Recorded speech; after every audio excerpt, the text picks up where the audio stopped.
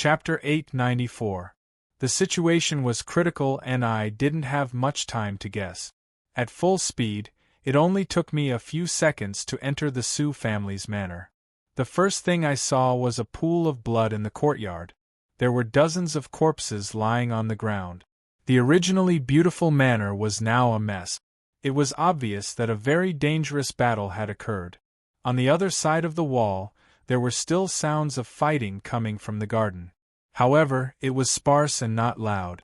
It seemed that the surviving members of the Sioux family didn't have much power to resist. I stepped on the wall and looked up. It was not much different from what I had guessed. At this moment, there were less than 10 Sioux family members standing in the garden. From their appearance, they were all old people. Against them were 5 or 6 young Spirit Yao race members. Although they weren't at a disadvantage in terms of numbers, the Sioux family members were at the end of their flight. It was obvious that they wouldn't be able to hold on for much longer. My gaze lingered on the battlefield for a moment. Very quickly, I turned to look at a black-robed man standing in midair. From where he stood, it was obvious that he was the leader of the Yao beast attack on the Sioux family. Moreover, after carefully sensing him, I couldn't see through his cultivation. In this way, my previous doubts were answered. It was impossible for a few young Spirit Yao beasts to attack the Sioux family. The one who had truly attacked should be the black-robed Yao race member who maintained his human appearance. Although I couldn't see through his cultivation, I wasn't too worried. After all, I had already killed a mid-stage Yao race member. If another one came, it would just be a soul under my blade. I jumped down from the wall and dashed toward the people who were fighting against each other. The remaining members of the Sioux clan were all arrows at the end of their flight. If I delayed any longer, more people would die in vain. Thus, I did not hesitate at all. After I rushed over, I produced a ball of Taoist Qi in my hand and bombarded it towards the monster clan that was besieging me. Under the suppression of absolute power, the Yao beasts didn't even notice my approach. They received the attack head-on and were instantly sent flying. They vomited blood and were seriously injured. I launched this attack out of anger, so it wouldn't have been difficult for me to take their lives. However, these demonic beasts were mixed in with the Sioux clan's people. In order to avoid accidentally injuring them, under my precise control, I didn't care too much about the power of the attack, which allowed them to escape with their lives. After the monsters retreated, the members of the Sioux family all collapsed onto the ground. They looked at me with gratitude. One of the elders panted as he shouted at me, "Junior, quickly leave this place. That monster leader isn't someone you can defeat." The monster beast leader that he was talking about was obviously the black-clothed man standing in the air. I didn't know why, but after seeing me attack, the monster beast leader didn't immediately attack. Instead, he remained in the air, separated by the black robe. I didn't know what he was thinking. I glanced at them, then retracted my gaze and smiled at the Sioux family. Many thanks for the warning from the Sioux family's elders. However, this junior has come to save the Sioux family from a crisis. How can I cower? These people obviously didn't know that Sioux Kuan had asked me for help. When they heard what I said, they immediately opened their eyes wide and looked at me suspiciously. "You? Who are you?" "This junior is Zhou. I smiled and bowed as I reported my name. Hearing my name, the elders of the Sioux family were even more surprised. It took a while for them to react. The elder that reminded me seemed to have recovered some of his strength. He struggled to stand up and returned my greeting. "I've long heard of Taoist Zhou's name. Today, I've finally seen your talent. You really live up to your reputation." Just as the two of us were talking, a hoarse voice suddenly sounded behind us. "You are Zhou?" After being interrupted by the voice, the elder of the Sioux family immediately stopped and looked worried. My heart also tightened slightly. It wasn't that I was afraid, but the voice of the black-cloaked monster had a strange rhythm that made people feel uneasy. It was obvious that his cultivation had reached an extremely high realm. As I couldn't see through his cultivation, I could only guess. I originally thought that he was most likely in the late stages of breaking through, but after hearing his voice, I didn't dare to make a judgment. In my vigilance, I couldn't pay attention to the elders of the Sioux family. I turned to face the black-cloaked monster and replied, "I am indeed Zhou-Yi. May I know who you are?" Ever since I stepped onto the path of cultivation, I had some fame in the metaphysics world. It was normal for the elders of the Sioux family to have heard of me. However, this monster leader also knew my name, which was very unusual. Hearing my question, the black-cloaked monster didn't reply. Instead, he slightly raised his head and looked at me with a sharp gaze. In an instant, my heart palpitated. This feeling was somewhat familiar. Earlier, outside the mountain and sea realm gate, when Celestial Master Zhang attacked me, could it be that this black-cloaked monster was half a step into breaking through? I became even more vigilant. However, after the black-cloaked monster glanced at me, he didn't do anything else. He just spoke again in his hoarse voice, "Hand over the Xianyuan sword and I can spare your life." Xianyuan sword? I couldn't help but recall the matter of the Laozhan mountain sect leader and instantly understood. This black-cloaked monster had invaded the Sioux family for the divine tool. Naturally, he knew my name because of the divine tool. Could it be that he was the monster that had stolen the Nuwa stone? If it was the same person, then this monster's scheme was truly grand. After stealing the Nuwa stone, he also wanted to steal the other divine tools. It was clear that he was preparing to take control of all 10 divine tools. I took a deep breath. Today's battle was unavoidable. If this black-cloaked monster really was half a step into breaking through, then I naturally wouldn't be a match for him. However, this was only a guess. Furthermore, the Sioux family could only rely on me. No matter what, I had to give it a try. As I was thinking, the black-cloaked monster seemed a bit impatient. He walked towards me, and as he approached, the monster energy around me grew thicker, making it hard for me to breathe. Under such pressure, I didn't have time to think. I immediately took out the Xianyuan sword and activated the sword energy, preparing to use my strongest attack. Facing such a powerful enemy, there was no room for me to test the waters. If I didn't use my strongest attack, it would be hard to say if I would have another chance to use it later. The sword cultivation technique in my body quickly circulated. Tao energy rose from my life palace. After combining with the strange spiritual power, it was sent into the Xianyuan sword. Seeing that I was about to activate the sword energy, the black-cloaked monster suddenly stopped. He frowned and looked at me. In his hoarse voice, there seemed to be a bit of shock. God's power. I was shocked. I had guessed that the strange spiritual power was the power of a god. Who knew that the black-cloaked monster would be able to see through it? At that moment, the Xianyuan sword energy had already been activated. I didn't care too much. In the next second, the Xianyuan sword floated up and quickly revolved around my body. In the blink of an eye, a wave of energy enveloped me. Under the wave of energy, the soil under my feet splashed and my body continuously sunk. After a few seconds, a large hole with a diameter of tens of meters appeared. Although the prelude to activating the Xianyuan sword's strongest attack was long, its momentum was extremely great. Seeing this, the monster race's originally calm and unruffled movements changed.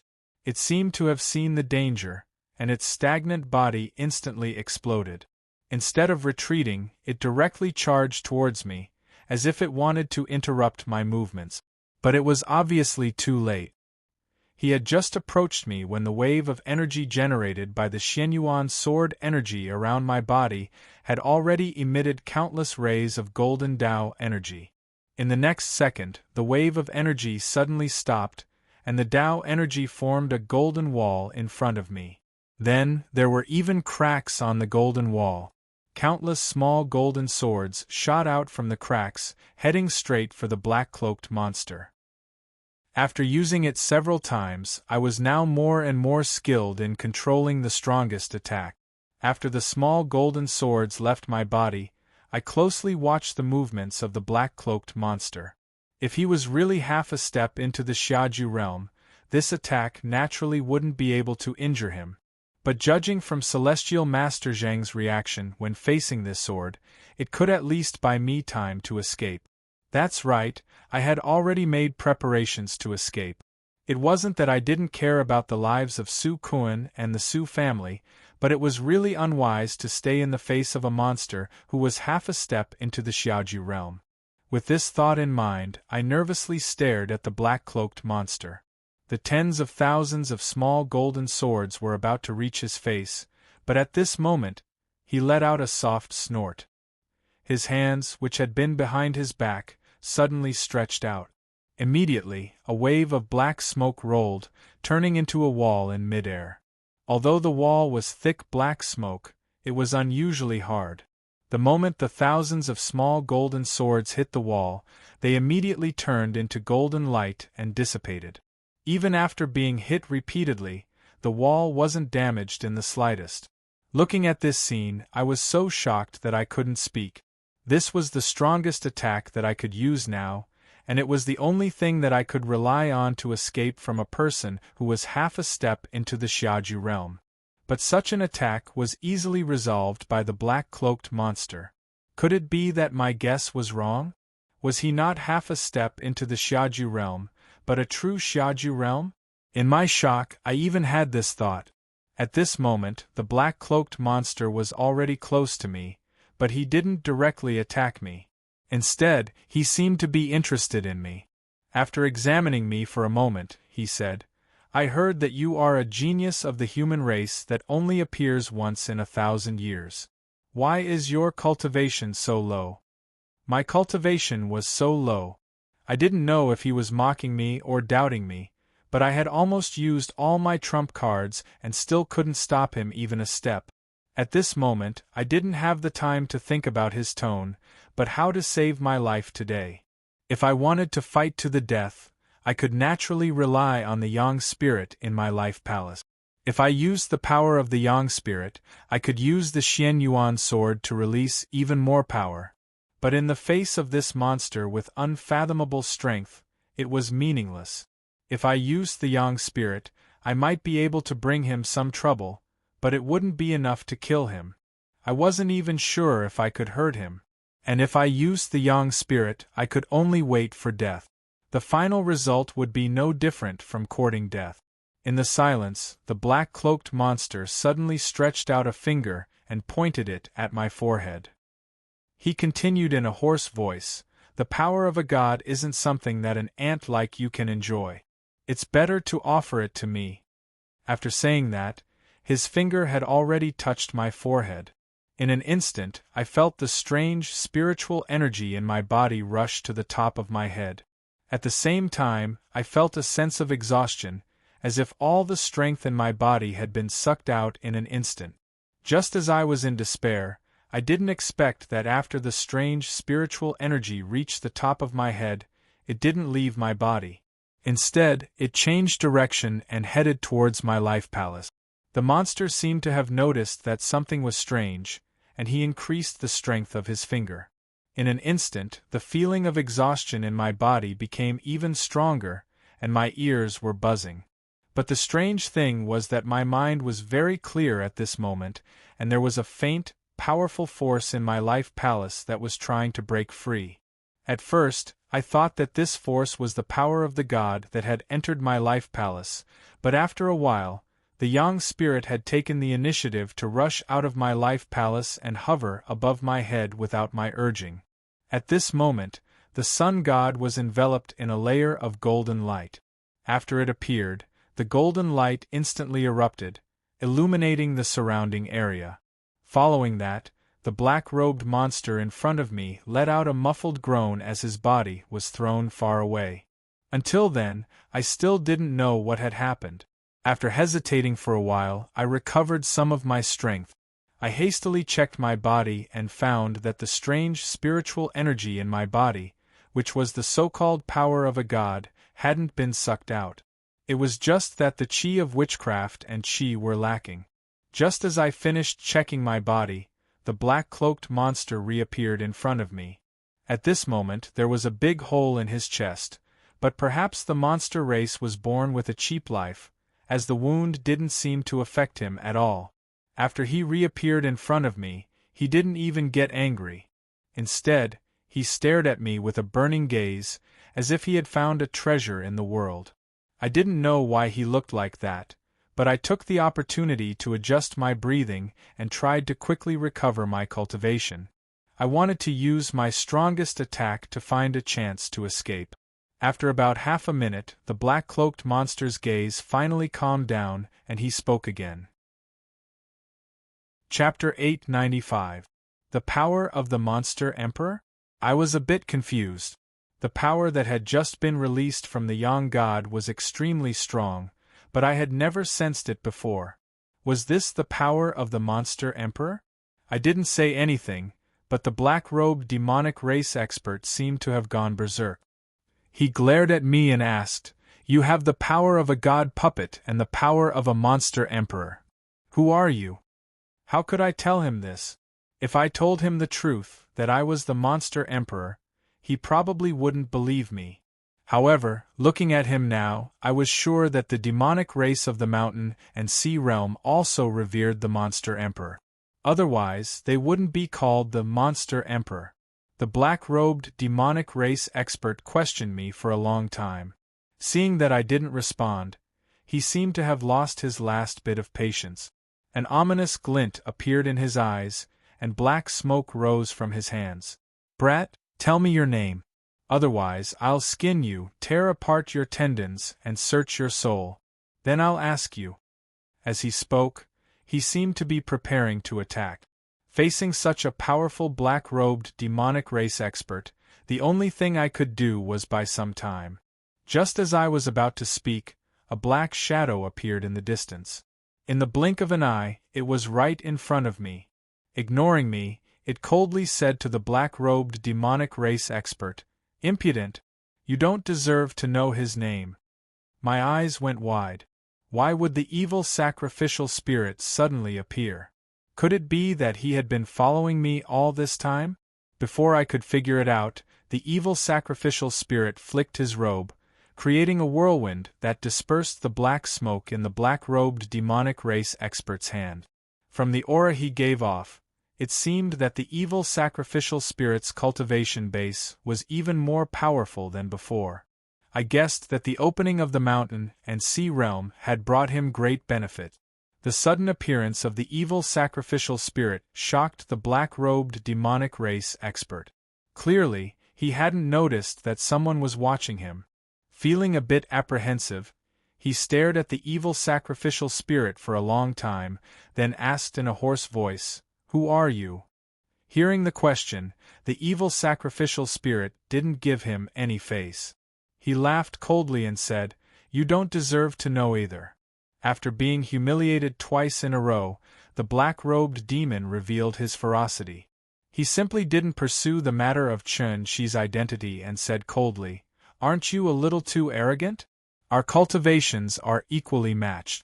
I'd like to see where your confidence comes from." With that, the demonic race expert disappeared and reappeared in front of the evil sacrificial spirit in the blink of an eye. Black smoke appeared in his hands again as he attacked. He suddenly launched an attack, but the evil spirit of the priest did not hesitate. He crossed his hands that were overflowing with witchcraft aura and slapped towards the demon. In the blink of an eye, their palms met. At the point where their palms met, two balls of energy tore at each other, emitting squeaking sound. Two demonic emperor, the two demonic demid, emperor, god, strong, the two god, mu and mu, the power, they, the god, they, emperor, they, and I, they. They didn't dare to relax in such a stalemate. The power in their bodies surged unceasingly to their palms. While they counteracted each other, they constantly replenished each other. After a few seconds, a sphere containing two different powers appeared in the center of their palms. The two powers were constantly tearing at each other in the sphere. As the two of them were in a stalemate, their sizes kept increasing. Not long after, they became a few meters in size. While I was shocked, the two powers in the sphere seemed to have reached a saturation point, and they constantly made squeaking sounds. Before I could react, the two of them stopped attacking. The demonic race expert retreated, while the evil sacrificial spirit dashed towards me. He picked me up and ran far away. As soon as I left the place, I heard a rumbling sound behind me. Immediately after, a strong gust of wind blew in all directions. The gust of wind was extremely fast, but the evil sacrificial spirit's speed wasn't slow either. Even though I could feel the gust of wind around me as I flew away, its power was similar to that of a normal wind. After we landed steadily on the ground, I hastily looked behind me. The place where we had been standing was now a complete mess. There wasn't a single intact thing in the surroundings. Even the ground had been forcefully opened up to a depth of 10 meters. It could be seen that the power that had been used during the battle between the two was terrifying. Fortunately, even though the air wave was strong, it didn't affect a large area. Only 100 meters around us were affected. Moreover, we were standing at a corner of the Sioux family's manor. Only the garden was damaged, and the other important buildings weren't damaged. As for the Sioux family members, they had already hidden far away, so they weren't affected. Not long after we stopped, the black-robed demonic race expert chased after us. He was rather valiant. Seeing that the evil sacrificial spirit wasn't any weaker than him, he didn't have any intention of retreating. Instead, his eyes lit up, as though he was eager to fight. He shouted, "I didn't think that there would be an expert like you in the human world. I have underestimated a hero of the human race. Today, you and I will fight to the death." As he said that, the black-robed figure remained at his original position, but the demonic race expert had already closed in on me. Seeing that the two of them were about to fight, the evil sacrificial spirit extended his hand and threw me 100 meters away before he started fighting with the demonic race expert. I naturally couldn't interfere in the battle between two experts that were half a step into the Xiaju realm, so I could only observe from the side. This time, the two of them didn't clash head-on like before. Instead, they seemed to be probing each other. In that moment, they were in a deadlock. Seeing this situation, I didn't stay here for long. When Su Kun was communicating with me, he wasn't in a good state. Since this was a good opportunity, I might as well save him first. With that thought, I looked around and quickly found the Sioux family members hiding in the distance. I quickly went in front of them and asked them where Su Kun was hiding. After the previous incident, they weren't on guard against me and quickly brought me to the secret room that Su Kun was hiding in. Very quickly, we arrived at the hidden room of the Sioux family and saw Su Kun, who was already unconscious. At that moment, his entire body was covered in wounds. Blood was scattered all over the ground and his face was as pale as paper. When the elders of the Sioux clan saw this, they became even more flustered. They hurriedly went up to check, and only after confirming that Su Kun still had a breath left did they relax slightly. Afterwards, they tried to help Su Kun heal in a flurry. Seeing this, I hurriedly stopped them and walked forward to help Su Kun up. I placed my hands on his shoulders, and the strange spiritual power in my body circulated through Su Kun's body. Then, I used my Dao Qi to transfer it to him. Around half an hour later, Su Kun woke up. After looking at the elders of the Sioux family, his eyes finally landed on me. He smiled and said weakly, "I knew that Brother Zhou would be able to save my Sioux family. Thank you." After he said that, the elders of the Sioux family surrounded him. All of them had worried and doting expressions as they continuously checked his body. It was obvious that everyone in the Sioux clan was especially concerned about Su Kun, and it was no wonder that everyone accepted death calmly and only sent him into the secret chamber when they encountered danger earlier. At that moment, Su Kun's body had already recovered. Due to my trust in the sacrificial evil spirit, I didn't stay in the secret room for long. After all, the secret room wasn't big and it didn't feel good to have so many people squeezing in there. The people of the Sioux family didn't want to go out, but Su-kun trusted me and followed me out. The other elders of the Sioux family naturally followed. After returning to the surface, the sacrificial evil spirit and the monster were still locked in battle. It could be seen that their cultivations were about the same and they couldn't do anything to each other. This was within my expectations. After all, they were all at the level of half-step Xiaoju. At this level, they were only half a step away from becoming true immortals. All of them were exceedingly powerful, and it would be difficult to determine the victor in a short period of time, let alone kill them. It was practically impossible. After observing for a moment, the two people in the battle suddenly stopped their movements with great tacit understanding, and both retreated dozens of meters back. I didn't know what was going on, but in a blink of an eye, their bodies changed. A large amount of shaman energy suddenly appeared around the sacrificial evil spirit. The density of the shaman energy was beyond my imagination. It seemed to have condensed into a physical form and covered his entire body.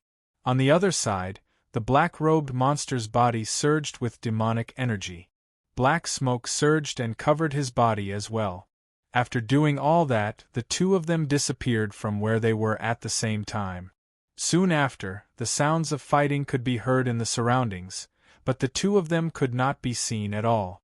Every time the sounds of fighting were heard, there would be a wave of chi that would create cracks in the ground.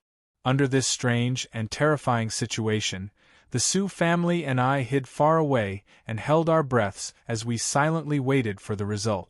Originally, I trusted the sacrificial evil spirit very much. However, after so many battles, there was still no result.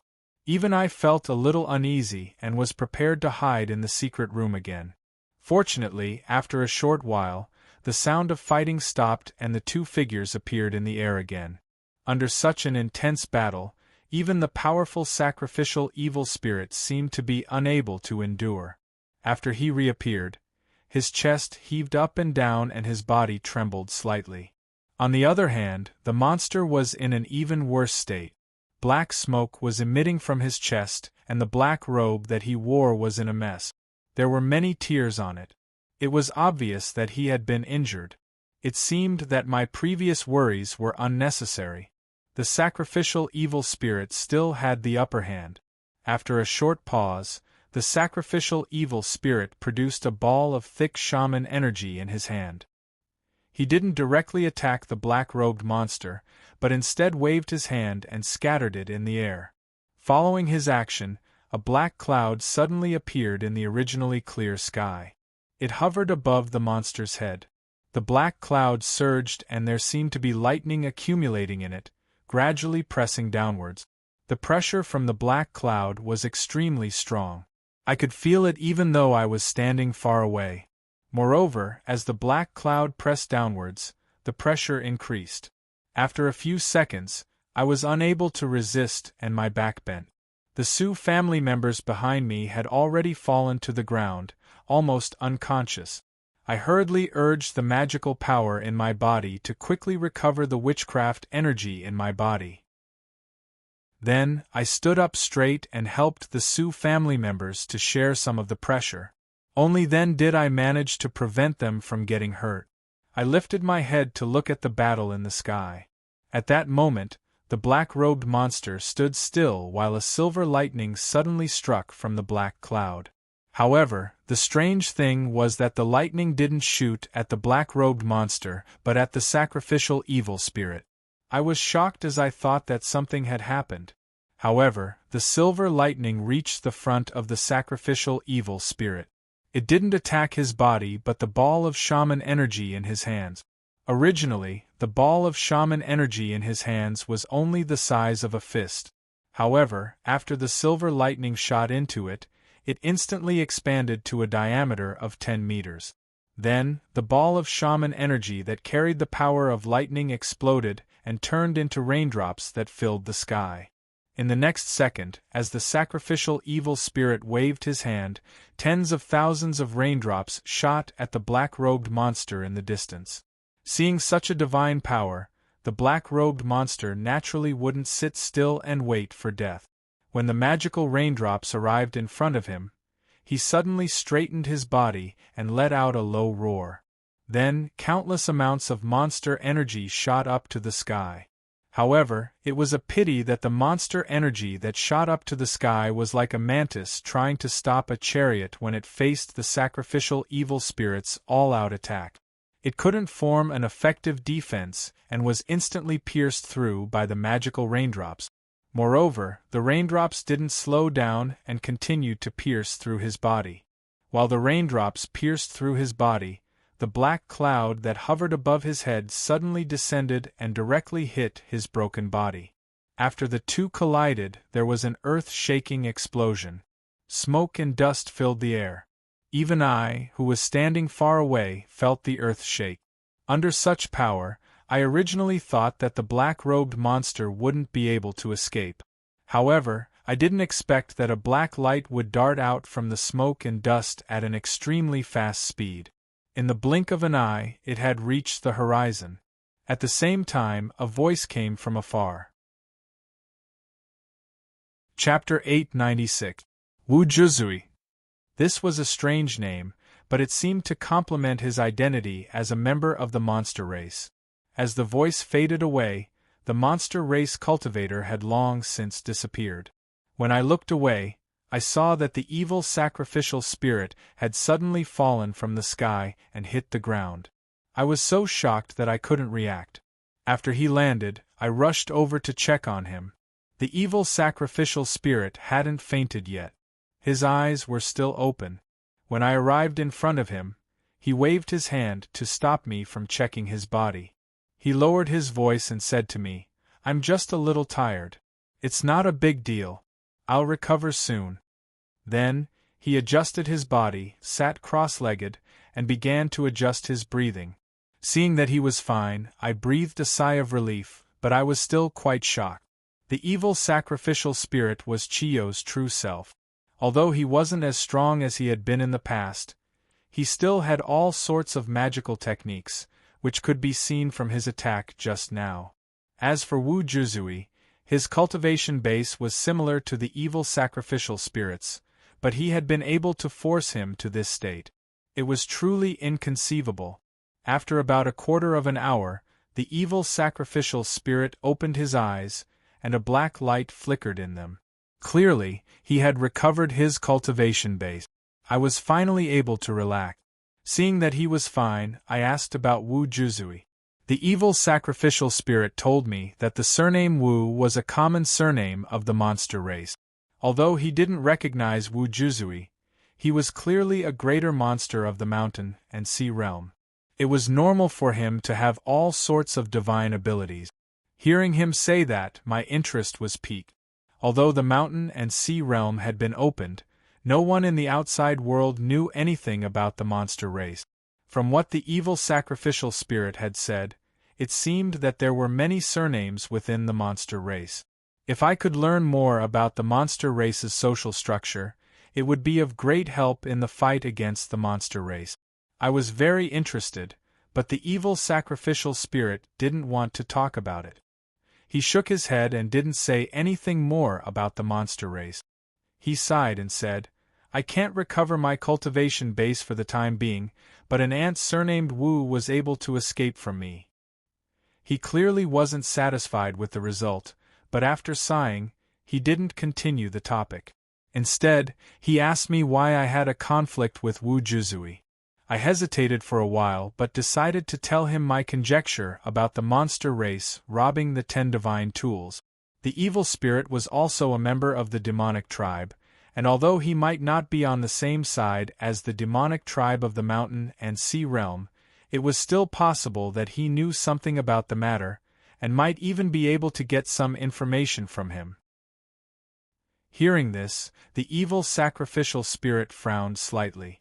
After pondering for a moment, it muttered, "It really has come to this step?" Sure enough, the sacrificial evil spirit knew something. I wanted to ask more, but he waved his hand. "It's also good for you. However, it's not the time for you to know. Don't ask any more." He directly rejected me. Feeling helpless, I could only keep my mouth shut. Not far away, the members of the Sioux family had already recovered, and they all walked over to thank the evil spirit.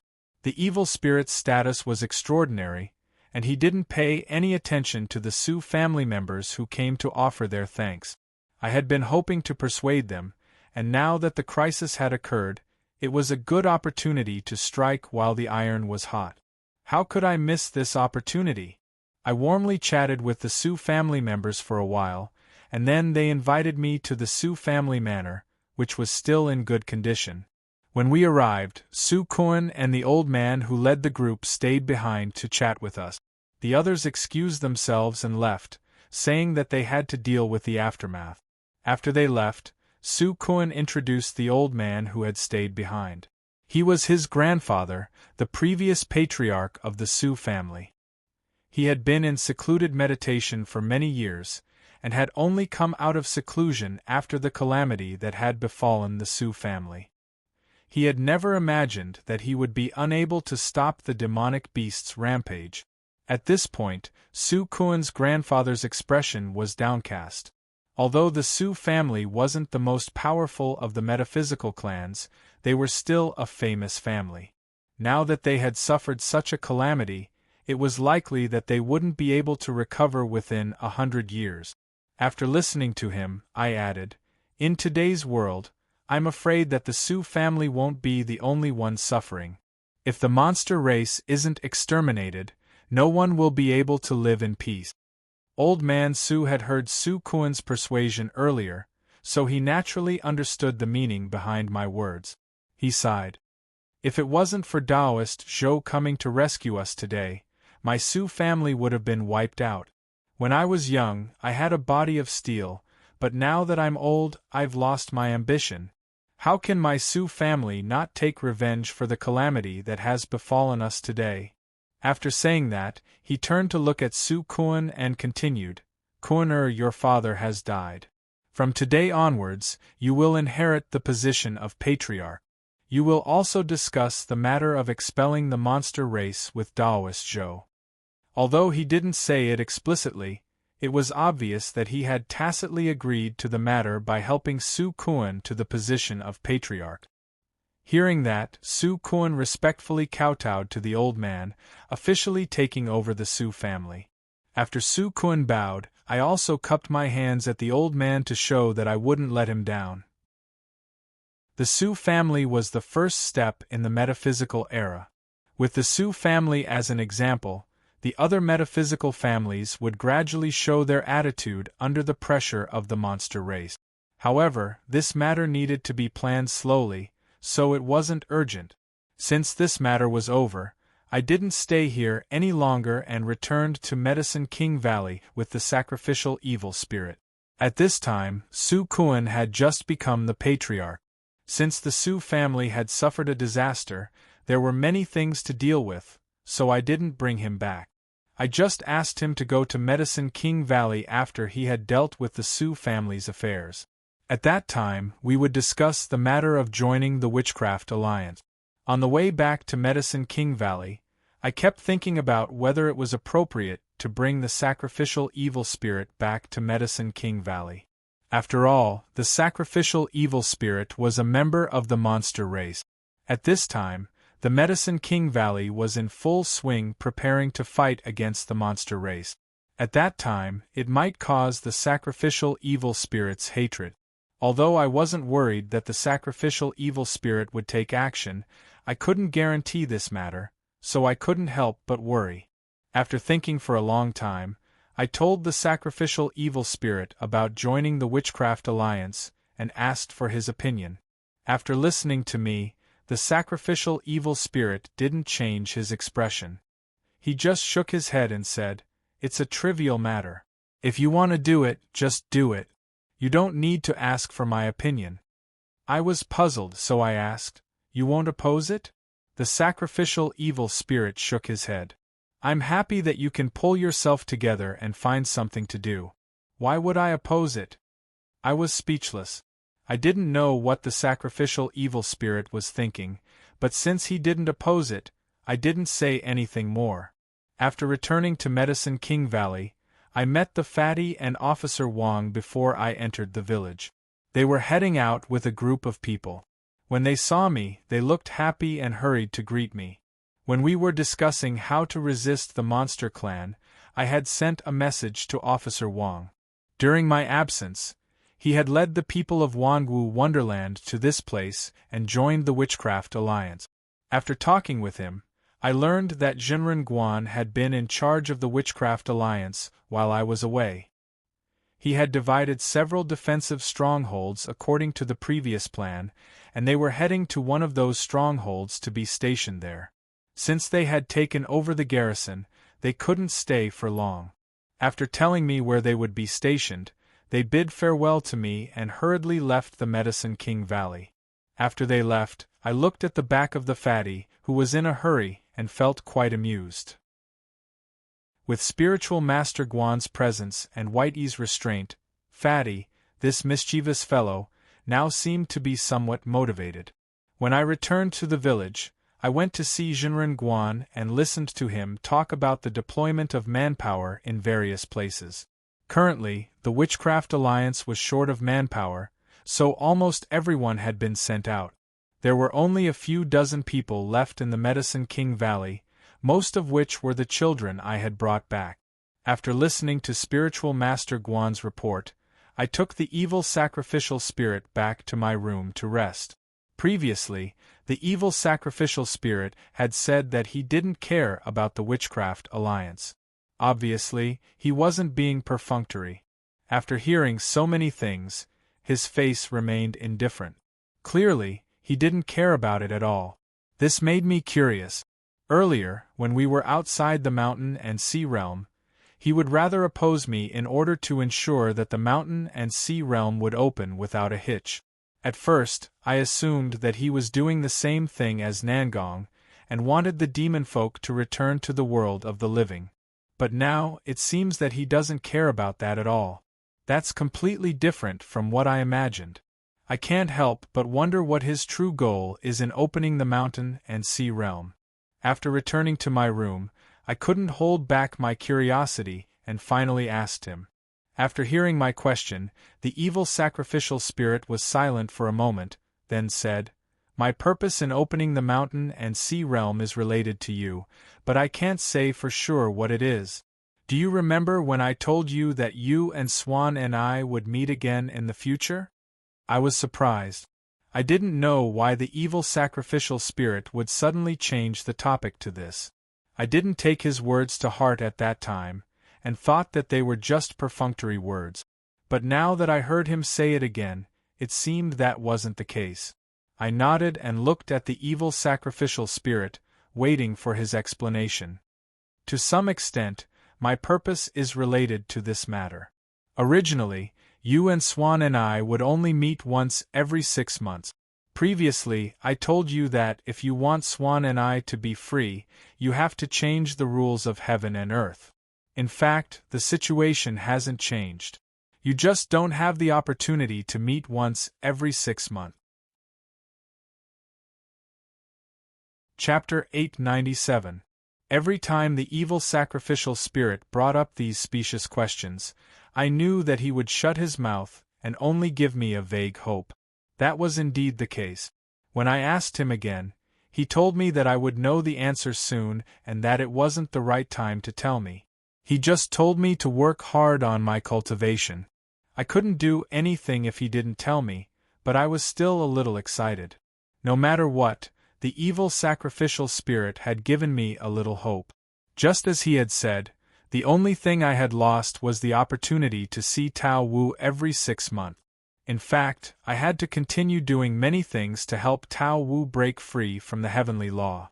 If the evil sacrificial spirit didn't lie to me, nothing had changed.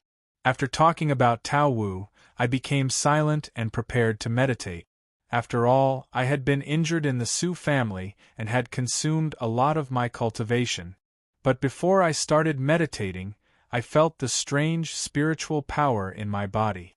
After thinking for a while, I asked the evil sacrificial spirit what was the god's power in my body.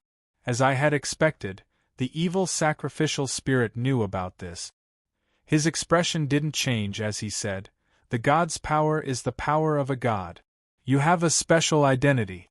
It's not strange that you've awakened the god's power as your cultivation increases." What he said made sense.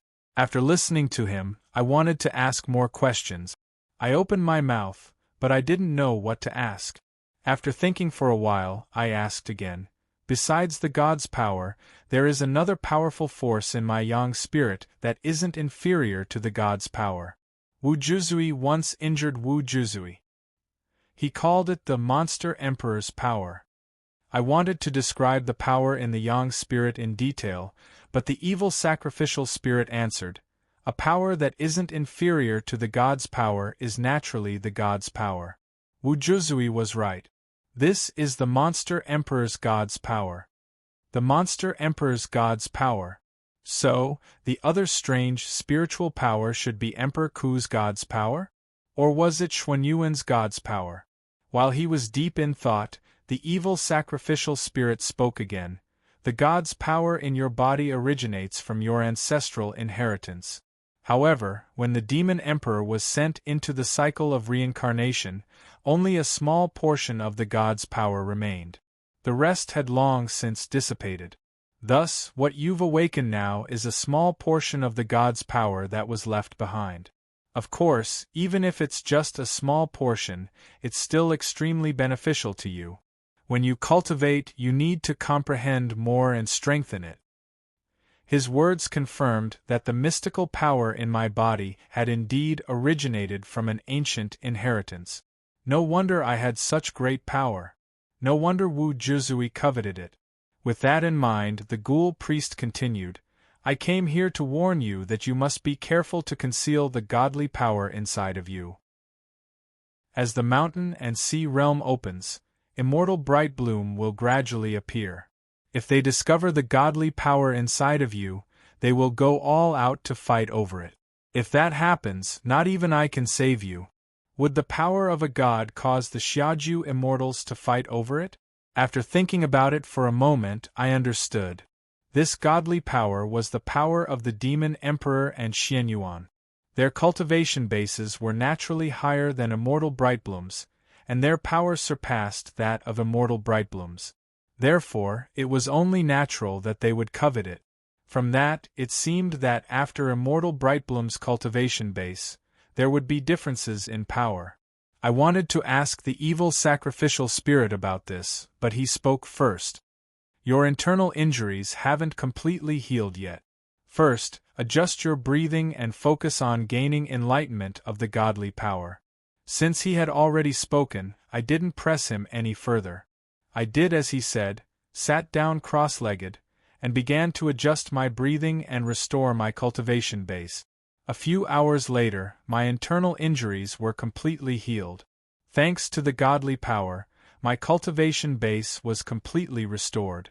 During the entire process, I focused on gaining enlightenment of the godly power, but in the end, I didn't gain anything.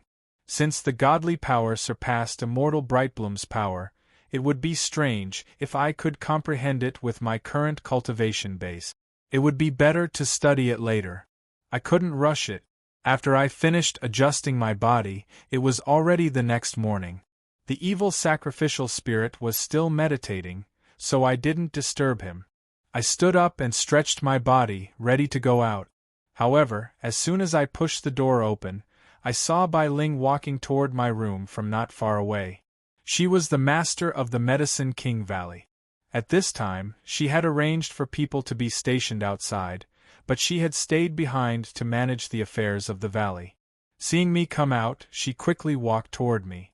After greeting me, she told me that she had come because little Wang Li wanted to see me.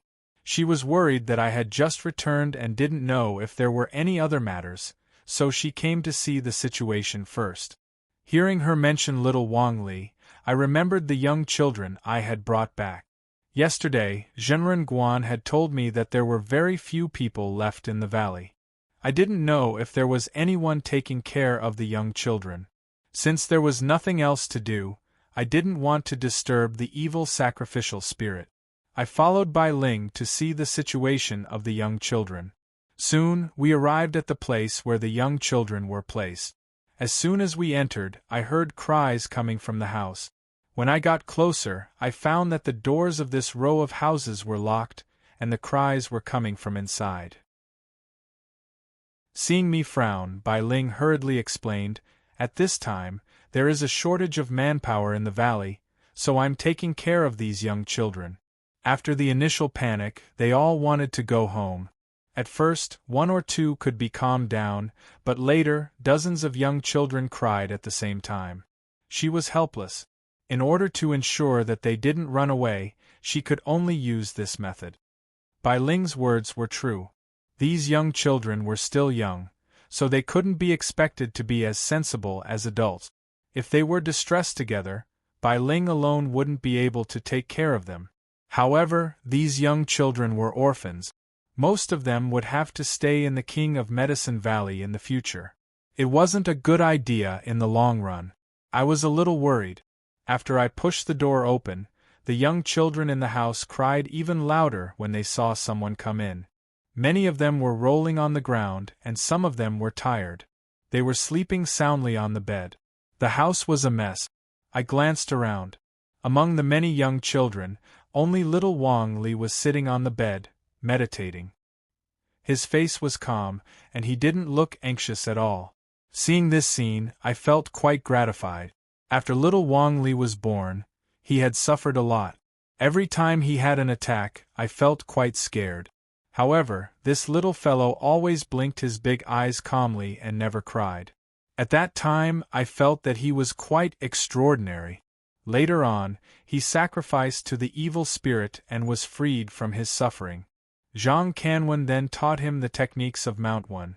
At such a young age, he had already gradually sensed the existence of the Qi of Tao. It was reasonable that he had such a strong character. After watching for a moment, little Wang Li seemed to sense the movement around him and opened his eyes. When he saw me, he immediately smiled. He jumped off the bed and walked to me. He didn't rush to hug me like other children of his age, but knelt down and called me martial uncle. It wasn't a bad thing to be mature at a young age, but going too far was as bad as not going far enough. I smiled and picked him up. "You said that you wanted to see me. Is there something wrong?" Wang Li, who was like an adult, naturally didn't want to see me just because he missed me. After I asked, he nodded and replied in his childish voice, "Martial uncle, I've been back here with these children for some time. Due to the lack of people to take care of them, they have been crying non-stop. Aunt Bai Ling and I have tried our best to take care of them. If this continues, there will definitely be problems." Hearing his words, I was shocked. I originally thought that this little fellow was mature at a young age, but who knew that he would be so mature that he could actually think of these things on his own initiative? I turned to look at Bai Ling. She also looked surprised and waved at me. "I'm also worried about this problem, but I haven't told Xiaoli about it. How old is he? Why would he think of such a problem?" Hearing what Bai Ling said, Wang Li shrunk his head in embarrassment before continuing. When Master left, he asked me to stay behind to help Martial Uncle take care of Medicine King Valley. I'm young and can't do anything else, so I can only think about the small things around me. This little fellow wasn't just sensible, he wasn't much different from an adult. I smiled and scratched his nose. Then, I asked, "Since you think that it's not good to continue like this, have you thought about how to solve this problem?" At this time, there was no solution to the lack of manpower. I also felt that this problem was tricky, so I just asked casually without any intention of testing him. However, I didn't expect Wang Li to really have an idea. He tilted his head and thought for a while, then said to me, "I think that Aunt Bai Ling and I should work a little harder for the time being to take care of them. But to solve this problem in the long run, we have to find something for them to do so that they won't be confused and afraid anymore." What he said was very reasonable, but this was a group of 6 to 7-year-old children. What could they do? I continued to ask. Wang Li seemed to have an answer in his heart, so he didn't think much and answered directly, I think we should teach them Tao techniques. Hearing that, I immediately stared with my eyes wide open. What little Wang Li said was right. These children were originally captured from the monster race that I had killed and possessed spiritual root. Their talents could be said to be outstanding. In the current situation of the human world, we were in urgent need of manpower, and the battle with the monster race wasn't something that could be done overnight. These children were the best targets for nurturing. As the scale of the battle expanded in the future, there would definitely be heavy casualties. So, inheritance was the first thing to consider. After thinking about it carefully, I would definitely be able to think of this, but it was really scary that Wang Li could think of this before me. I was silent for a long time before I asked Wang Li, "How did you think of this idea?" Wang Li tilted his head and thought for a while before replying with a smile. "Master told me a few days ago that there are many monster race people, and we have very few people. There are even fewer people with high cultivation, so the situation against the monster race isn't optimistic. He also told me to grow up quickly, so that when my cultivation is high, I can help Master Uncle to fight against the monster race. At that time, I thought that I definitely wouldn't be able to do it alone. If these children could be like me and become very powerful in the future, then they would be able to help Master Uncle."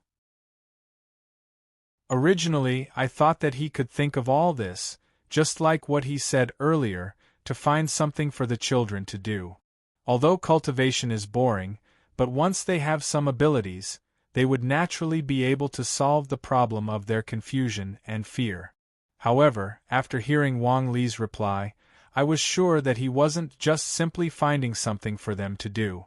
He was just like me, still looking at the long term. Even though his thoughts might have been inspired by Zhang Canwen, but for a 5 to 6-year-old child, the expression of such thoughts was too abnormal. Chapter 898. Aside from me, Bai Ling was also shocked. She hadn't expected Wang Li to have such an idea. Unlike me, Bai Ling was only stunned for a moment. Then, she turned to me and said, "Sage, Wang Li is right. If these children are raised well, they will be of great use in the future." After being interrupted by Bai Ling, I calmed myself down and rubbed Wang Li's little head as a compliment. Then, I nodded to Bai Ling, "That's right. The Witchcraft Alliance is in dire need of manpower. It's a good thing to include this problem in the plan." Bai Ling suddenly looked hesitant. After a moment of silence, she said hesitantly, "Sage, there's something. I'm not sure if I should say it." I felt strange and turned to look at her. "Just say it." After getting my permission, Bai Ling frowned and said, "Our tribe has always been small. On one hand, the living environment is bad, and on the other hand, our population is small. This time, the number of people who returned from the mountain and sea realm is far from what we expected. With the monster race wreaking havoc, it's almost impossible for us to develop." I didn't know why Bai Ling suddenly changed the topic to the development of the Witchcraft Alliance, but seeing her hesitant expression, I nodded and encouraged her to continue. The worry between Bai Ling's eyebrows hadn't disappeared, but she looked more determined. She lifted her head to look at me and continued, "From what I can see, in such a situation, if the witch tribe wants to develop, we have to absorb other powers. The children in front of us are the most suitable target. They are young, and they aren't people of metaphysics.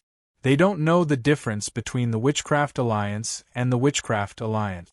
Moreover, they are naturally intelligent. If we nurture them with the Witchcraft Alliance's spells, they will be no different from the Witchcraft Alliance." After hearing her words, I finally understood why she suddenly changed the topic and became so hesitant. Bai Ling was the chief of the Witchcraft Alliance. She must have been very worried about the future of the Witchcraft Alliance. After the mountain and sea realm opened, the reality was far from what they had expected. She and Nangong had probably suffered a great blow. It wasn't strange that she wanted to absorb other powers to join the Witchcraft Alliance. As for the worry on her face, it was obvious that she was worried that I wouldn't agree. Although she was the chief, I had the identity of the so-called saint. This was a major matter that concerned the rise and fall of the witch tribe, so she naturally had to ask for my permission. In reality, Bai Ling was worrying too much. Compared to her, my sense of belonging to the witch race was almost zero, and I wouldn't worry about the purity of my bloodline. In my heart, apart from the difference between wizard Qi and Dao Qi, I don't even differentiate between the wizard clan and the human clan. After thinking for a while, I nodded and praised, "You're right. The difference between witch aura and Dao aura is only in terms of power. In reality, since ancient times, the witch tribe has been living together with ordinary humans, and there's no difference between them.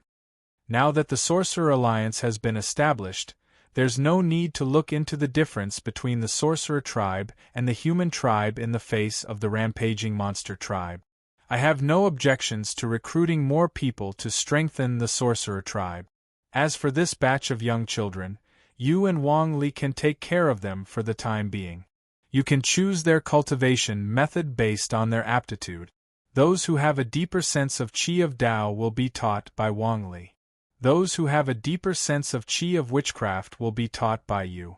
Even those who have the ability to cultivate witchcraft and witchcraft can be taught according to their aptitude. In the future, save the other young children and use this as an example." When Bai Ling heard this, she gladly accepted the order. Wang Li was also quite eager to try. He was obviously very interested in being the master of someone of the same age. Thus, I smiled and gave him the task of comforting the young children for the time being. Now that he could sense Qi of Dao, it shouldn't be a problem for him to use some introductory techniques to attract the young children and appease them. After dealing with this matter, Bai Ling reported to me, "Sage, do we need to inform Duo Ji and the others about this?" Her words reminded me of something. The matter of taking in outsiders is related to the rise and fall of the Sorcerer tribe. Although with my status, I can make the decision with just a word, Bai Ling and Duo Ji are the actual leaders of the Sorcerer tribe. I have to inform them about this. Bai Ling's reminder was clearly worried about Duo Ji's attitude. She wanted to use my status to make this matter go smoothly. Of course, I wouldn't point it out. After thinking it through, I nodded in agreement. Bai Ling also told me that during the past few days, she had been spending some time with Duoji and the others in the mountain and sea realm, telling them about what had happened in the mortal world. They had just entered the mortal world, and there were many things that were very different from the mountain and sea realm. That was why, given the current shortage of manpower, she didn't send them out. She wanted to wait until they had a basic understanding of the ways of the world. Since it was time for Bai Ling to teach them, I went with her to see Duo Ji. When we arrived, it was just as Bai Ling had said. All the members of the witch tribe from the mountain and sea realm, regardless of their cultivation bases, were here. From this, I could see that Bai Ling and Reverend Guan were very cautious, which made me feel a lot more at ease. When Duo Ji saw me, he was as humble and respectful as before. He quickly saluted me and asked how I was doing. I casually chatted with him for a bit, then indicated for Bai Ling to get to the point. After hearing Bai Ling's words, Duo Ji looked hesitant and conflicted. Before he could say anything, the other members of the witch tribe standing behind him began to discuss the matter. Although no one dared to step forward to question Bai Ling, it was clear from their expressions that they weren't happy about the matter. Originally, I hadn't given much thought to the opinions of the witch tribe of the mountain and sea realm, but now that I saw their attitude, I quickly understood. Compared to Bai Ling and the others, the witch tribe of the mountain and sea realm lived in even worse conditions. They were constantly surrounded and slaughtered by the demon tribe, which inevitably gave them a strong sense of race. It was only natural that they would reject Bai Ling's proposal. In some ways, I rather admired their strong sense of race. However, considering the current situation, it was a stumbling block in our fight against the demon tribe. Bai Ling opened his mouth as if he wanted to say something, but I waved my hand to stop him. I raised my voice and spoke to Duo Ji, as well as his people. There are differences in the Tao of witchcraft, that is an undeniable fact. However, compared to the differences in the Tao of witchcraft, the difference between the witch tribe and the demon tribe is even more important. It is also something that we care about. The demon tribe is now powerful. You can either experience the oppression and slaughter you have endured for thousands of years, or you can ally with other powers to strengthen yourselves and launch a counterattack, returning the humiliation you have endured for thousands of years. At this time, you have to make a choice. Many times, when a matter reached a certain level, its true nature would become clearer. After hearing my words, Duo Ji and his clansmen hesitated. I didn't rush them. Instead, I brought Bai Ling out of the room and told Duo Ji to discuss the matter with his people. Once he had an answer, he would come out and inform me. After the mountain and sea realm had opened, the difference in power between the witch tribe and the demon tribe was obvious. One could imagine what kind of life the witch tribe had lived in the past years. Therefore, under the temptation of returning the humiliation, their final decision was obvious. As expected, after an hour, Duo Ji walked out of the house. After bowing to me again, he agreed to Bai Ling's suggestion wholeheartedly. However, he emphasized that we mustn't accept anyone related to the monster race. His words were like a bird startled by the mere twang of a bow. There was a huge difference between the human tribe and the demon tribe, and there was a genetic barrier between the two. Therefore, it was impossible for anyone related to the demon tribe to exist. Furthermore, after the mountain and sea realm opened, the human tribe suffered a calamity.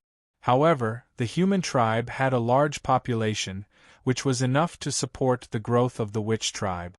After I expressed my thoughts with a smile, Duo Ji had a strange expression on his face. He looked at me, then at Bai Ling. After a while, he said to me, "Sage, could it be that you don't know about the existence of half-beastmen?" Half-beastmen?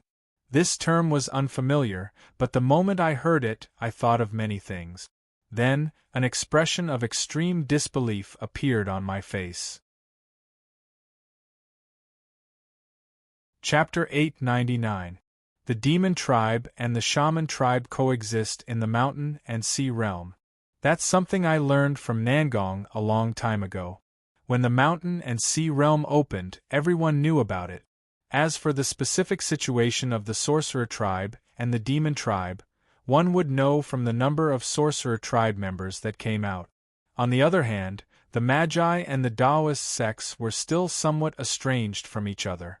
Because of all of these reasons, no one really knew much about the demon tribes in the mountain and sea realm. Of course, if it were me or Whitey, it would have been easy for us to learn more about the situation in the mountain and sea realm from Duo Ji and the other Magi. However, I wasn't involved, and Whitey was only an assistant to Reverend Guan. Therefore, no one asked Duo Ji any questions.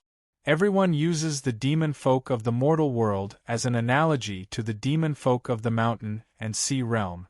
I used to be the same, but now, after hearing Duo Ji's explanation, I realize that our understanding of the demon folk of the mountain and sea realm is vastly lacking. In response to Bai Ling's question, Dorji's face was calm. He was silent for a moment, as if he were organizing his thoughts. After a moment, he said, "Half-beastmen are the descendants of the mixing of the humans and demons."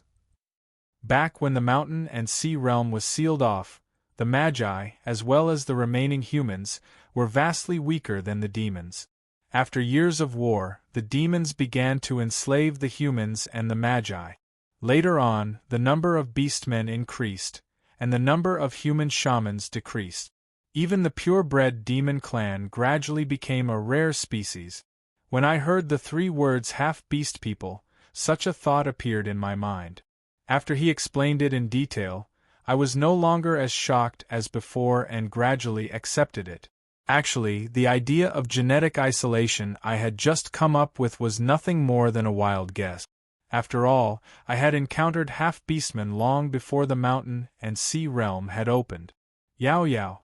Looking at her background, her mother was from the Green Hill Fox clan and her father was from the human race. She was the standard half-beast human. While I was thinking, Dorji continued to talk about the half-beast men. In the mountain and sea realm, with the exception of some of the most powerful greater demon races, such as the dragonfolk, virtually all of the other races have been converted into half-beastmen. Originally, the demon clan could only transform into a human when they reached the level of a heavenly master.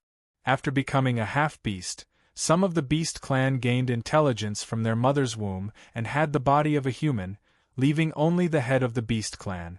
However, the corresponding change was that they needed to cultivate the yang spirit before they could complete the transformation. After listening to those words, the images of the monster race that I met in Lubo Mountain surfaced in my mind. They had human bodies, only their heads maintained the appearance of the beast race. At that time, I thought that it was an unknown type of monster, but now, I understood that those beast race were half-beast people. In addition, when he and Su Kuan rescued those young children last time, the beasts they encountered also had beast heads and human bodies. After thinking for a moment, I opened my mouth and asked, how much wisdom did the half-beast people develop? What is their attitude towards the human race? Dorji shook his head. Because of their mixed bloodlines, it's hard to say how much wisdom they have. Some of the nobler monster races produce half-beast people who have intelligence similar to that of the human race, or even higher. However, many of the weaker monster races have intelligence similar to that of wild beasts. As for their attitude towards the human race, although there are some races that are friendly towards the human race, the vast majority of the half-beast people are like the monster race, hostile towards the human race. After finishing, Dorji thought for a moment, then added, after many years of war in the mountain and sea realm, and the birth of the half-beast people, some of them look very similar to the human race.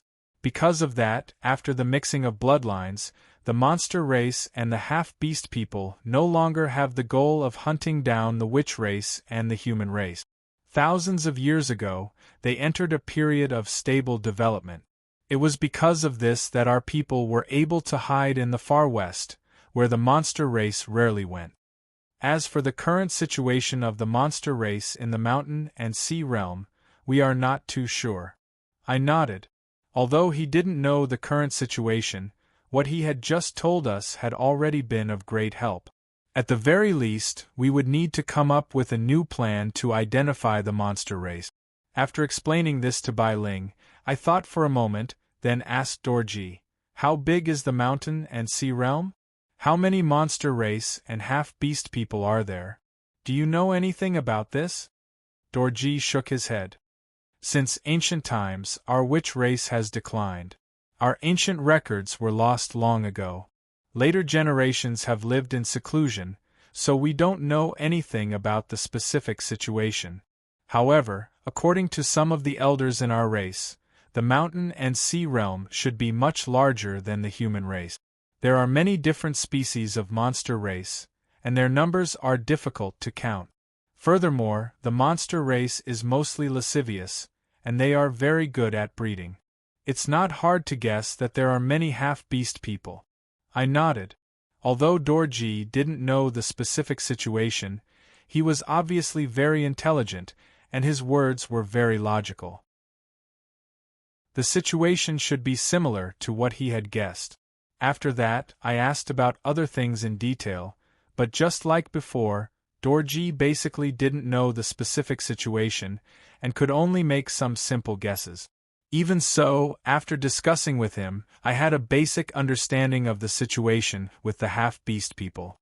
I bid farewell to Dorji, and on the way back, I kept thinking about the half-beast people. From my background, I had the bloodline of Monster Emperor Jun and Emperor Ku's soul. Although I had long since made up my mind to expel the monster race, it would be unrealistic to say that I didn't feel any pressure. Furthermore, there was the existence of the sacrificial evil spirit, so I had always avoided thinking about it. However, Dorji's words today had broadened my thinking. Since the monster race and the human race could coexist, giving birth to the half-beast people, then could the human race and the monster race also coexist? Even in the current situation, was there another way to go other than an all-out war? As I pondered these questions, I had already returned to my room. At this time, the sacrificial evil spirit was still meditating, but when it saw me, it opened its eyes. Seeing the sacrificial evil spirit, I thought about my previous thoughts and wanted to ask for its opinion, so I asked if it knew about the situation with the half-beast people in the mountain and sea realm. The sacrificial evil spirit didn't say anything, and only nodded. Since it already knew, I didn't say anything more, and directly told it my previous thoughts, asking for its opinion. Unexpectedly, after the sacrificial evil spirit heard it didn't even think about it, and directly shook its head. Peace can only be established on the basis that both sides have equal power, or that one side has completely established the foundation of rule. What do you think the current situation fits? His question made me speechless, but I immediately understood. It was true that I had taken things for granted. The monster race was powerful, and this was something that couldn't be changed. As a human, I couldn't possibly agree to accept the rule of the monster race, or rather, the half-beast people. After realizing this, I sighed, and could only temporarily bury my previous thoughts in my heart. Seeing that I was speechless, the sacrificial evil spirit continued. In fact, regardless of whether it's the human race or the monster race, cultivation is a process of competing for resources. Those with high cultivation base compete with the heavens and earth, while those with low cultivation base compete with others. After entering the cultivation world, it's basically wishful thinking to think about peace. It's the same for the human race and the monster race, and it's the same for the human race. You have to keep this in mind. Don't hesitate when you encounter problems, or you'll be harmed in the future. There was a hint of guidance in his words, and after listening to him, I cupped my hands to express my thanks. The sacrificial evil spirit waved his hand, and immediately told me that he had other matters to deal with, so he wouldn't stay for long. He told me not to be depressed, and that as long as my cultivation base continued to increase, I would eventually have the opportunity to meet Bayan again. Previously, he had already told me about Bayan, and I couldn't make any judgments at the moment, so I didn't think too much about it. I just nodded and temporarily bid him farewell. In the current situation, the sacrificial evil spirit's identity was very sensitive, so it wasn't suitable for him to stay for long. It was also a good thing that he left. After he left, I purposely went to talk to Jinren Guan about the half-beast people. After that, I learned from him about the current situation of the Witchcraft Alliance stationed outside. Currently, we didn't have many people, and the stationed outside were only there to provide aid and shelter. Therefore, there weren't many direct battles with the monster race, and the casualties were still within an acceptable range. Chapter 900. I came to the place where the children lived. Before I entered the house, I heard Wang Li's childish voice from the courtyard. I don't have a lighter in my hand, and this isn't magic. As long as you learn from me, you'll be able to draw a fireball from your body. Yes, you'll be able to light a fire with your hands. Hearing those words, I stopped in my tracks. I stood outside the fence and peeked in. I saw dozens of children sitting upright in the courtyard. There wasn't any noise like yesterday, but they were all focused on the fireball in Wang Li's hand. Hundreds of pairs of eyes were filled with surprise and envy. The few sitting in the front row even got closer curiously and extended their hands next to the fireball to feel its temperature, as though they wanted to confirm if the fireball in Wang Li's hand was real. Seeing that, I couldn't help but laugh. Wang Li didn't just have ideas in his head. He also had a way of doing things. It was very effective to use such tricks to attract the children's interest. In fact, when I'd saved these children, not only had I fought with the monster race, but they'd also seen me use spells during the journey. They'd even flown a short distance under my guidance. However, under those circumstances, such a magical thing had brought them more fear than novelty. On the contrary, Wang Li, who was their age, had used tricks like a fireball to attract their interest. The group of children chattered happily. Wang Li didn't stop them, but instead drew another fireball in his hand. He tossed 2 fireballs up and down to attract their attention. Gradually, the children stopped making noise and focused on Wang Li's hands again, as though they were afraid of missing out on something fun. Then, I pushed open the door and walked in. Seeing me enter, Wang Li quickly put away the fireball in his hand and walked over to greet me. Wang Li was a mischievous child, but the group of children didn't care about that. Seeing that Wang Li didn't have a fireball in his hand, they were instantly unhappy and glared at me, the culprit. I smiled and rubbed Wang Li's head. Then, I waved my hand and instantly, dozens of fireballs of the same size appeared in the air. It was different from Wang Li, who could only control the fireballs to toss them up and down. With my cultivation, I easily controlled the dozens of fireballs to float in front of the children. At the same time, I used my spiritual power to envelop the children's bodies so that they couldn't feel the pain of the fireball and could only feel the fun it brought. With that, the unhappiness from before disappeared. Everyone stopped glaring at me and looked at the fireball in front of them in surprise. They boldly extended their hands to touch it. Because they were enveloped by my spiritual power, they naturally wouldn't be burned by the fireball. Even touching the fireball with their hands wouldn't be a problem. Thus, everyone hugged their fireballs and played with them happily. After they played excitedly for a few minutes and their enthusiasm decreased, I extended my hand again and used the Dao Qi manifestation technique to envelop all the fireballs with a layer of Dao Qi and solidify it, forming a Dao Qi crystal with the fireball inside. It looked similar to the shaman ball that Xiao Jin had given me. After doing that, I asked for each child's name and controlled my spiritual power to carve their name on each fireball. Dao Qi was gentle and wouldn't harm people. With the materialized Dao Qi, the temperature of the fireball wouldn't be transmitted. In the future, the children wouldn't be affected even if they held the fireball in their hands. After everyone received a small fireball with their name engraved on it, they could no longer hold back their excitement. Every child stood up and jumped around happily.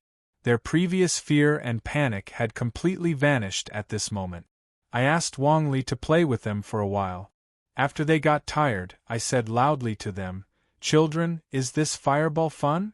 Most of the 5 or 6 years old children had already entered kindergarten. Thus, after hearing my question, the children were very tacit and replied loudly, "It's fun." Then, "Do you want to create your own fireball?" I continued to ask. "Yes. If you want to, then just like before, sit down and close your eyes. I'll teach you, okay?" Okay, using the same method as Wang Li, I quickly made the children listen to me. They all sat down and closed their eyes. They even lined up neatly. After everyone had closed their eyes, I released my spiritual power to envelop all the children. Under my control, the spiritual power quickly made the children fall into a half-awake state. Then, starting from the first child, I used Dao Qi and Shaman Qi to pour into his meridians that hadn't been opened yet. I didn't force them to circulate, I just seeped in through the pores and left a trace near the meridians. Dao Qi and Shaman Qi had their own. When the spiritual power seeped into their bodies, on one hand, it could cleanse their marrow and increase their aptitude. On the other hand, it could make their meridians remember the 2 auras, Dao Qi and Shaman Qi. Later on, when they started cultivating, they could more easily sense the existence of these 2 auras. The process wasn't complicated, but it wasn't simple to do. Basically, every step required the use of the sun god's power.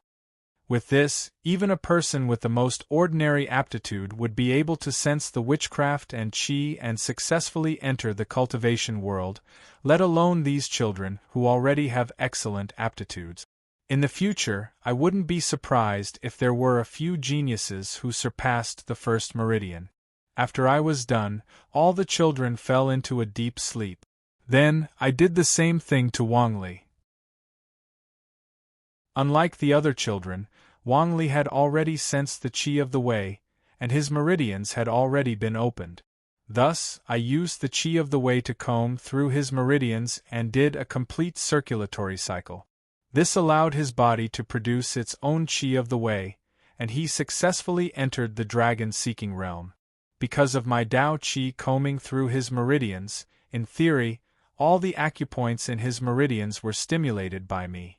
When he reached the acupoint ceiling realm, it was possible to open all the acupoints in all 4 meridians. Of course, it still depended on his aptitude. What I did just increased his chances. After I was done, Wang Li didn't fall into a deep sleep. Instead, he became more energetic. So, I asked him to watch over the children. When they woke up, they would try to sense the shaman qi on their own. At this time, Bai Ling also came from a distance. When I saw her, I was about to ask her to guide the children to sense the shaman qi. However, before I could say anything, Bai Ling looked anxious. She told me that Master Guan had an urgent matter and wanted me to go to him. Although I didn't know what it was, I didn't dare to neglect Bai Ling's expression. After giving Bai Ling some instructions, I hurried to Master Guan's place. When I arrived, Master Guan was waiting for me. He didn't wait for me to speak and immediately said, "Something happened to Wang Can." Wang Can? When I saw Bai Ling's expression, I thought that something had happened to the fatty. I didn't expect that it was Wang Can. As soon as I was about to ask, Master Guan told me the details. He told me that Wang Can and the fatty had gone to a station. However, after Duoji had told us about the situation in the mountain and sea realm, Master Guan realized that we didn't know enough about the monster clan in the mountain and sea realm. Therefore, he asked us to go to the place where the mountain and sea realm had opened, which was the border between the human race's territory and the monster clan's territory. He wanted to see if he could enter the monster clan's territory to investigate the situation there. After he issued the order, Wang Can was the first to go there. At that time, Master Guan had prepared an emergency communication talisman. If he encountered any danger and couldn't send a message in time, the talisman would automatically send a message back. As soon as Wang Can arrived, he received the signal from the talisman. Obviously, he was in danger. Chapter 901.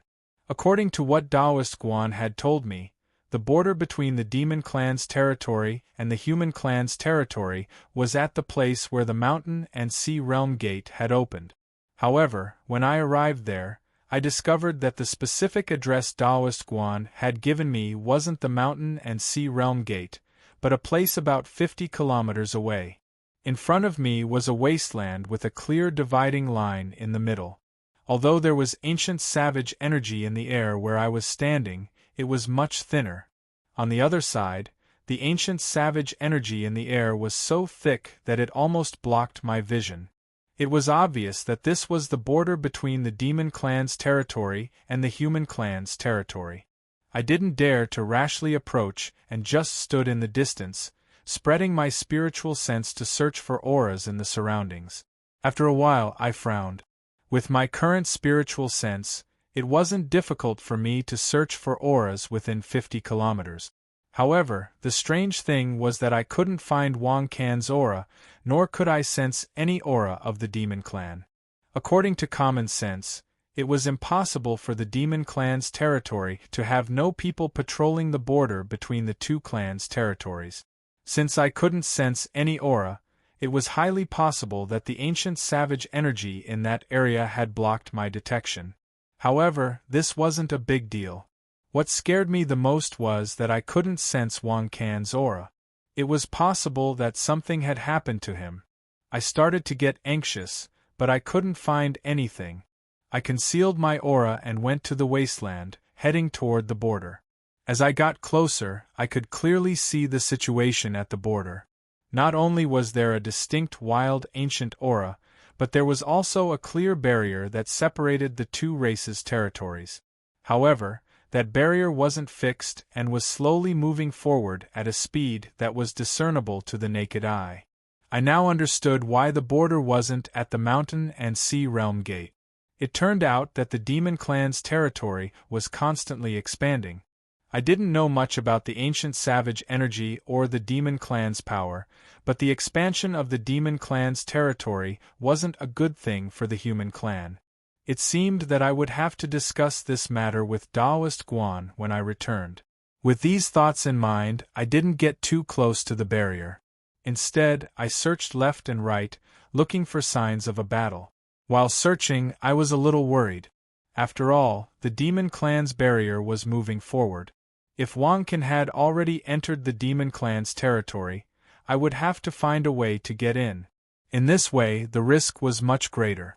Although he had heard Duoji introduce some of the situation in the demon realm, it was basically ancient matters, and he was still ignorant of the specific situation. Fortunately, my worries didn't come true. After searching for a short while, I sensed a remnant of energy a few kilometers to the left. Immediately after, I saw a pile of broken limbs and corpses. There was scarlet blood all around, and the yellow soil on the ground had already been dyed brown. A thick stench of blood wafted towards me. The ancient aura in this area was also much thicker than in other places.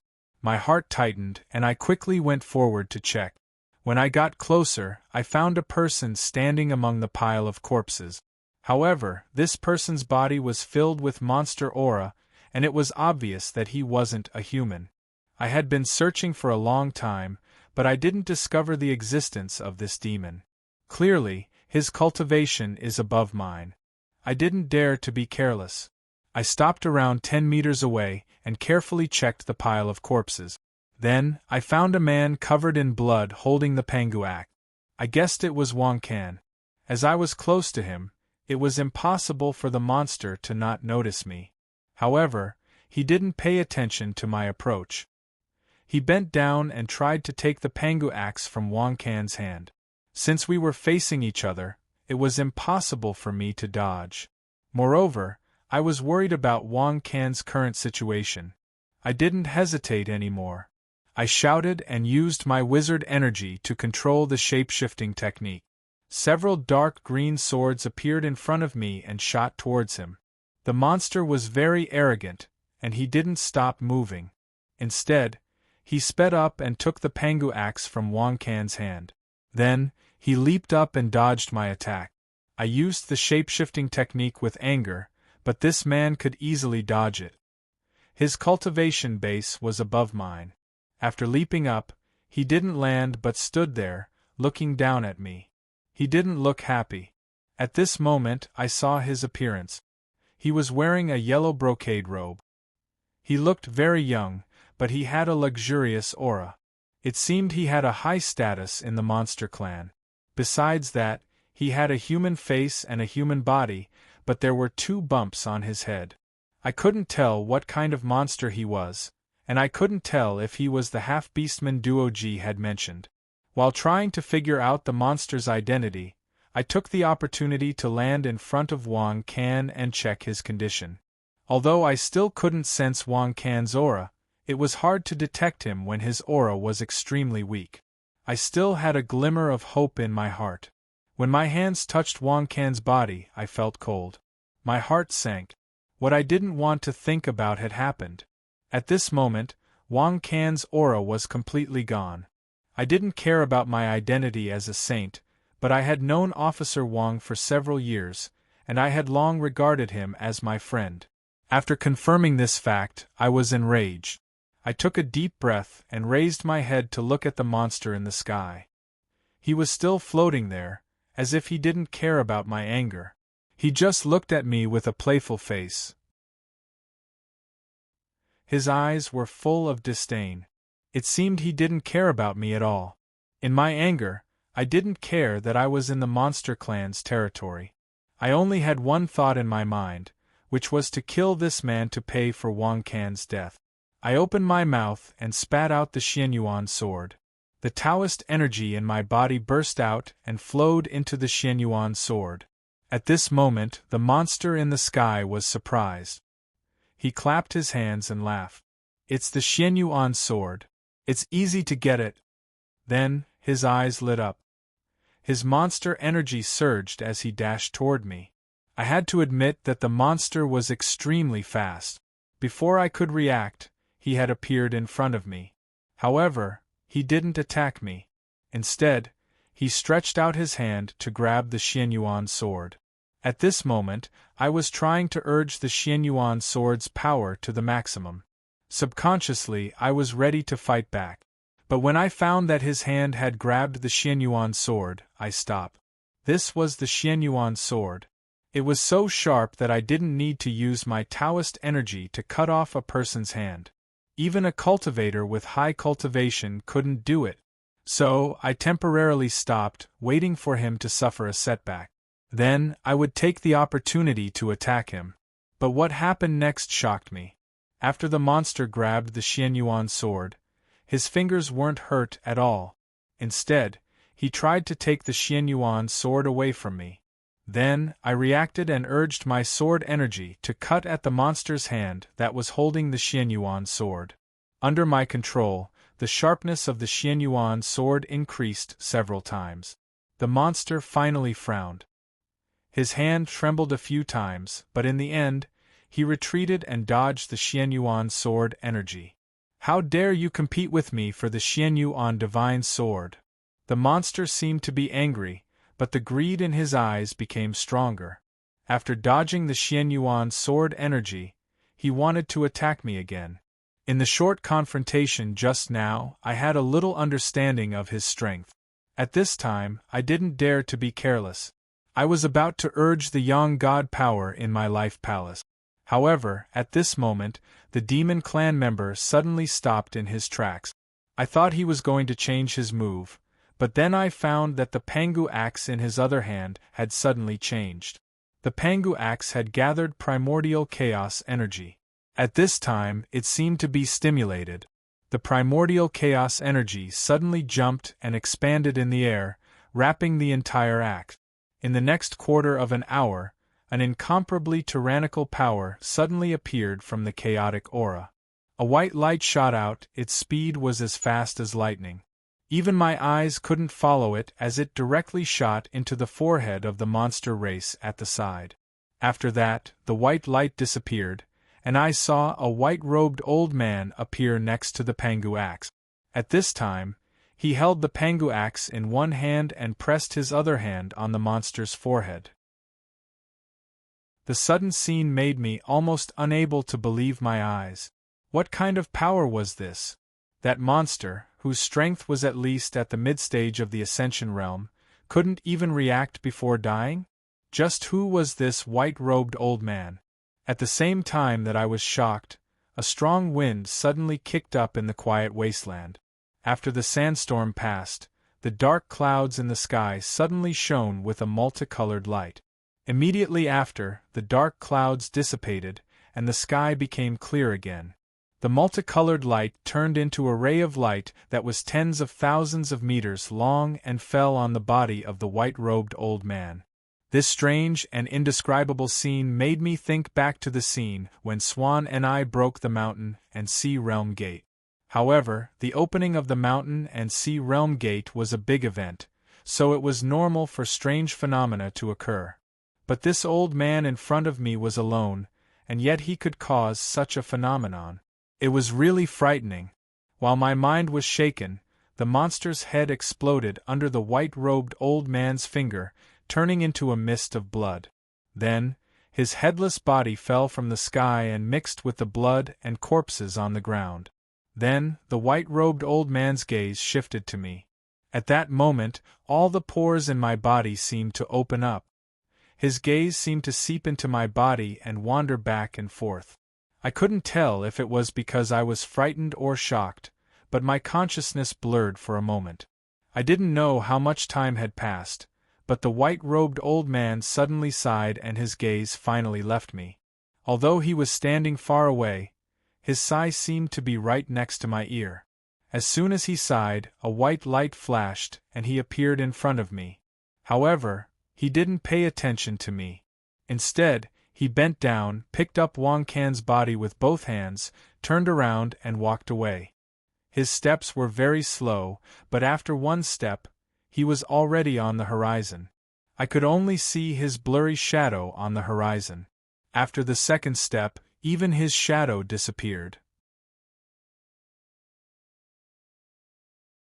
Chapter 902. Even after the old man's figure had disappeared, my consciousness was still wandering. I stood there in a daze. I didn't know how long it had been before my mind gradually recovered, and I came back to life. Before today, I had seen many people with high cultivation, such as the sacrificial evil spirit, celestial master Zhang, and the others. However, it was the first time I had seen the white-clothed old man change the color of heaven and earth. After I recovered my intelligence, the first word that came to my mind was immortal. In a flash, the powerful monster was killed, and Wang Can's body was taken away. Such a method and such a strange phenomenon couldn't have been done by an immortal. Compared to what I had felt just now, I hadn't felt so helpless when President Li and Celestial Master Zhang attacked me at the same time. Under that kind of pressure, I couldn't even think about resisting. I felt like I was facing the power of heaven and earth. I couldn't guess his identity, but before he appeared, the primal chaos aura on the Pangu axe had changed. I could infer that this old man had something to do with the Pangu axe. Could he be the weapon spirit of the Pangu axe? Although a divine weapon could recognize its master, it was still incredible that the weapon spirit would appear and take away the body when its master died. Besides that, I couldn't guess his identity, so I had to let it go. I stood in place and circulated the spiritual power in my body twice. After that, I gathered my thoughts and regained my calm. I lowered my head and looked around. Wang Can was killed, and the murderer was executed.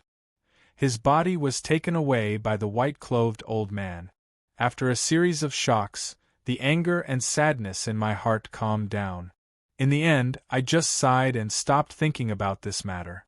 The corpses of the people who had been killed were scattered around. They were the people of the Witchcraft Alliance who had come with Wang Can. Since I was here, I couldn't just ignore them. After calming down, I started to collect their scattered corpses. Although Xiang Lu's bag could carry a lot of things, it couldn't hold so many corpses. After gathering all the corpses, I had to put them together and find a place to bury them. After checking their identities, I would think about how to transport them back to the city. It wasn't easy to put the scattered corpses back together. I carefully identified the aura of each person, and it took me half an hour to put all the corpses together. Then, I dug a big pit nearby and carefully buried each corpse. Since this place was the border of the monster territory, I was worried that the monster territory would discover the traces of the corpses. So, I urged my spiritual power to create a strong gust of wind to blow the sand and plants on the surface of the wasteland to cover the traces of the graves. After doing all that, I turned around to look at the monster territory's barrier and was ready to leave. However, as soon as I lifted my foot, black clouds suddenly appeared in the sky above the monster territory's barrier. Under the black clouds, the wind and sand swept. Almost in a flash, the wild ancient energy behind the monster territory's barrier burst out, pushing the monster territory's barrier through my body and forward for an unknown distance. I didn't have time to react. In the next second, I was in the middle of the wild ancient energy. The monster territory's barrier was everywhere, and I didn't know where the monster territory's barrier was. At this moment, an aged, sorrowful, and furious shout resounded from afar in the sky. "Who killed my son?" This voice carried a supreme might that could destroy the world, and it was even more shocking to me than the white-clothed old man from before. Within the thick monster territory, I felt a sweetness in my throat and spat out a mouthful of blood. The meridians in my body shook, and in an instant, my heaven veins completely shattered. My spiritual power wasn't able to resist it, and after barely maintaining the stability of my fate palace, it collapsed and disappeared. As the spiritual power in my body dissipated, I couldn't stabilize my body in the sky that was full of sand. I was swept into the gale, and my remaining consciousness gradually blurred. At the last second before my consciousness disappeared, I could faintly see an incomparably large black figure in the sky. It flashed past my head, and the black clouds that covered the sky rapidly moved forward. At the same time, the old and sorrowful voice from before entered my ears again. However, this time it seemed to be extremely far away from me. Who killed my son? Along with this voice, my consciousness finally fell into boundless darkness. I didn't know how much time had passed, but when I regained consciousness, I opened my eyes and saw only sand. My head was dizzy, and I was in a perplexed state.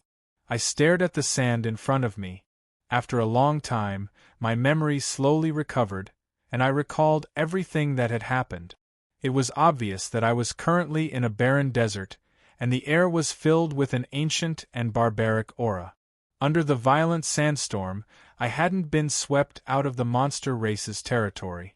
From the changes in the scenery before me, it seemed that the sandstorm had brought me to a deeper part of the monster race's territory. As I recalled the world-destroying pressure that I had experienced, I was still terrified. After a long time, I calmed down and started to inspect my body's situation. Before my consciousness disappeared, I felt that the heaven veins in my body had shattered, and I had lost all of my spiritual power. I had only barely managed to protect my fate palace. After inspecting my body, I realized that the situation hadn't gotten better, but it hadn't gotten worse either. The shaman Qi and Dao Qi didn't have a heaven veins in their body, and had almost completely disappeared. Only a tiny bit of it was left in my body. Although my fate palace was protected, it was severely damaged. I couldn't sense the existence of my sun god, and I couldn't activate its power. Only a bit of my spiritual sense remained, but it didn't have any power. I could only inspect the situation within a few kilometers of my body. Under such circumstances, I couldn't heal my injuries on my own, and could only rely on external help. Moreover, my injuries this time were even more serious than when I had been crippled by the Lu family. Even if I had the saliva of true dragon, I wasn't sure if I could restore my heaven veins. For the time being, I couldn't worry about that. In any case, I had managed to keep my life, so I had nothing to complain about. I was currently in the monster race's territory, and investigating my surroundings was more important than recovering from my injuries. Fortunately, my fleshly body still had some strength left, and I struggled to sit up. I looked around and confirmed that I was in a barren desert. I was currently under a sand dune, and the items in the Xiang Lu bag were scattered all around me. I didn't know why. Apart from these items, there was nothing else around me except yellow sand. I didn't know why the items in the Xiang Lu bag had fallen out, but I remembered that when the mountain and sea realm had opened, the jade bracelet had transformed into the gate of the mountain and sea realm. Tong Tong had no place to reside in, so she had stayed in the Xiang Lu bag. Where was she now? I searched the Xiang Lu bag, then used my spiritual sense to scan the surroundings, but I couldn't find anything. What had happened? Could it be that when I was unconscious, I encountered the demonic race, and she appeared and was taken away by them? Or did she lead them away? I made wild guesses in my mind, but I couldn't find any answers. After a moment, I thought of the spirit snake, and quickly called out to the spirit snake in the totem on my back. However, there was no trace of the spirit snake. After examining my body, I had thought of temporarily relying on Tong Tong and the spirit snake to help me. But now, it seemed that not only was I unable to rely on them, but I had also temporarily lost track of them. I silently sat on the ground, my mind constantly making conjectures. After a long time, I stood up with great difficulty and carefully examined my body, as well as the items scattered on the ground. I couldn't find any valuable clues, and my mood became increasingly gloomy. If my previous conjecture was correct, Then Tong Tong and the spirit snake must have encountered some unexpected situation while I was unconscious. Given their state of mind, there was no way they wouldn't have left behind some clues to give me a hint. According to the current situation, it was highly possible that they had lost track of them under the pressure of the ancient voice. At that time, I couldn't even protect myself with my cultivation, so I naturally couldn't care about them. It was highly possible that something happened that I didn't notice at all. After understanding this fact, my mood became increasingly gloomy. After a long time, I forcefully gathered my courage and started to save myself. At that moment, I couldn't use my cultivation, so I could only temporarily find a safe place to stay. After losing the protection of my cultivation, I would need water and food. The desert in front of me wasn't suitable for survival, so I had to leave this place. In the desert, besides the yellow sand that filled the sky, there was only the scorching sun in the sky. I stared at the sun until I felt dizzy, and I couldn't determine the direction. However, under the scorching sun, I could feel that my strength was rapidly depleting. Thus, I quickly made a decision to randomly choose a direction to explore. If I stayed here, I could only quietly wait for my strength to be exhausted. After walking for an hour, I stopped on a sand dune. My throat felt as though it was on fire, and even my ability to swallow had disappeared. Every time I took in a breath, I felt as though countless grains of sand were rubbing against my mouth. It was extremely difficult to breathe. However, I didn't stop because I had exhausted my strength. It was because there was a sound coming from the other side of the sand dune.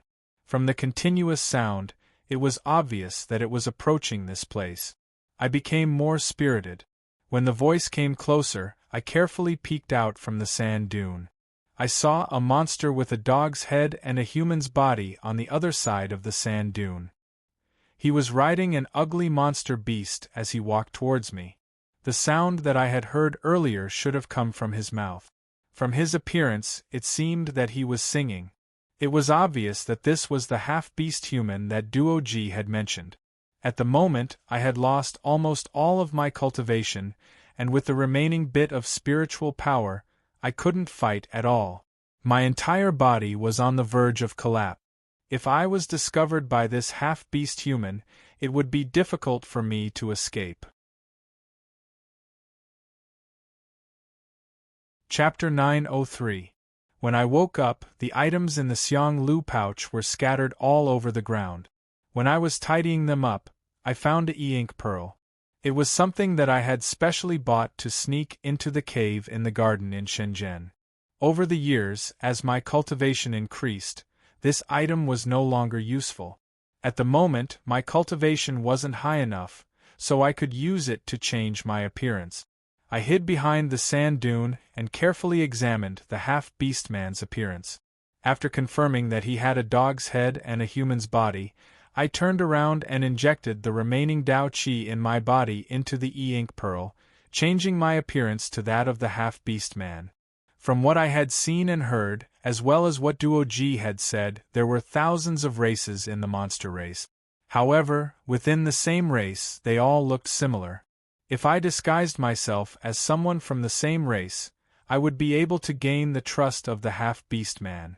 Of course, the general appearance was similar, but in terms of height and weight, I made some slight adjustments. In addition, my temperament was different, so I didn't look too similar to the dog-headed monster. After changing my appearance, there weren't any loopholes. However, with my current strength, I couldn't use any trick. I could only hope that the half-beast man wouldn't be able to see through my cultivation. Of course, even though I had lost all of my spiritual power, my cultivation was still rising. In the monster race, rising cultivation was a rare existence. The chances of the half-beast man seeing through my identity weren't high. Apart from that, there was also the issue of my clothing. The half-beast man only had a few pieces of cloth and a fur coat that was messily sewn together. Even though my clothes were slightly tattered, they were much neater than his. Furthermore, I didn't have any fur on me. After thinking for a while, I tore even more of my clothes. After transforming into a half-beast man, my body was much sturdier than before. My tattered clothes were similar to that of the dog-headed monster. In a rush, I could only deal with it to this extent. At that moment, the dog-headed monster had walked to the front of the sand dune. I didn't have time to prepare, so I stood up from behind the sand dune. My body fell and rolled down the sand dune.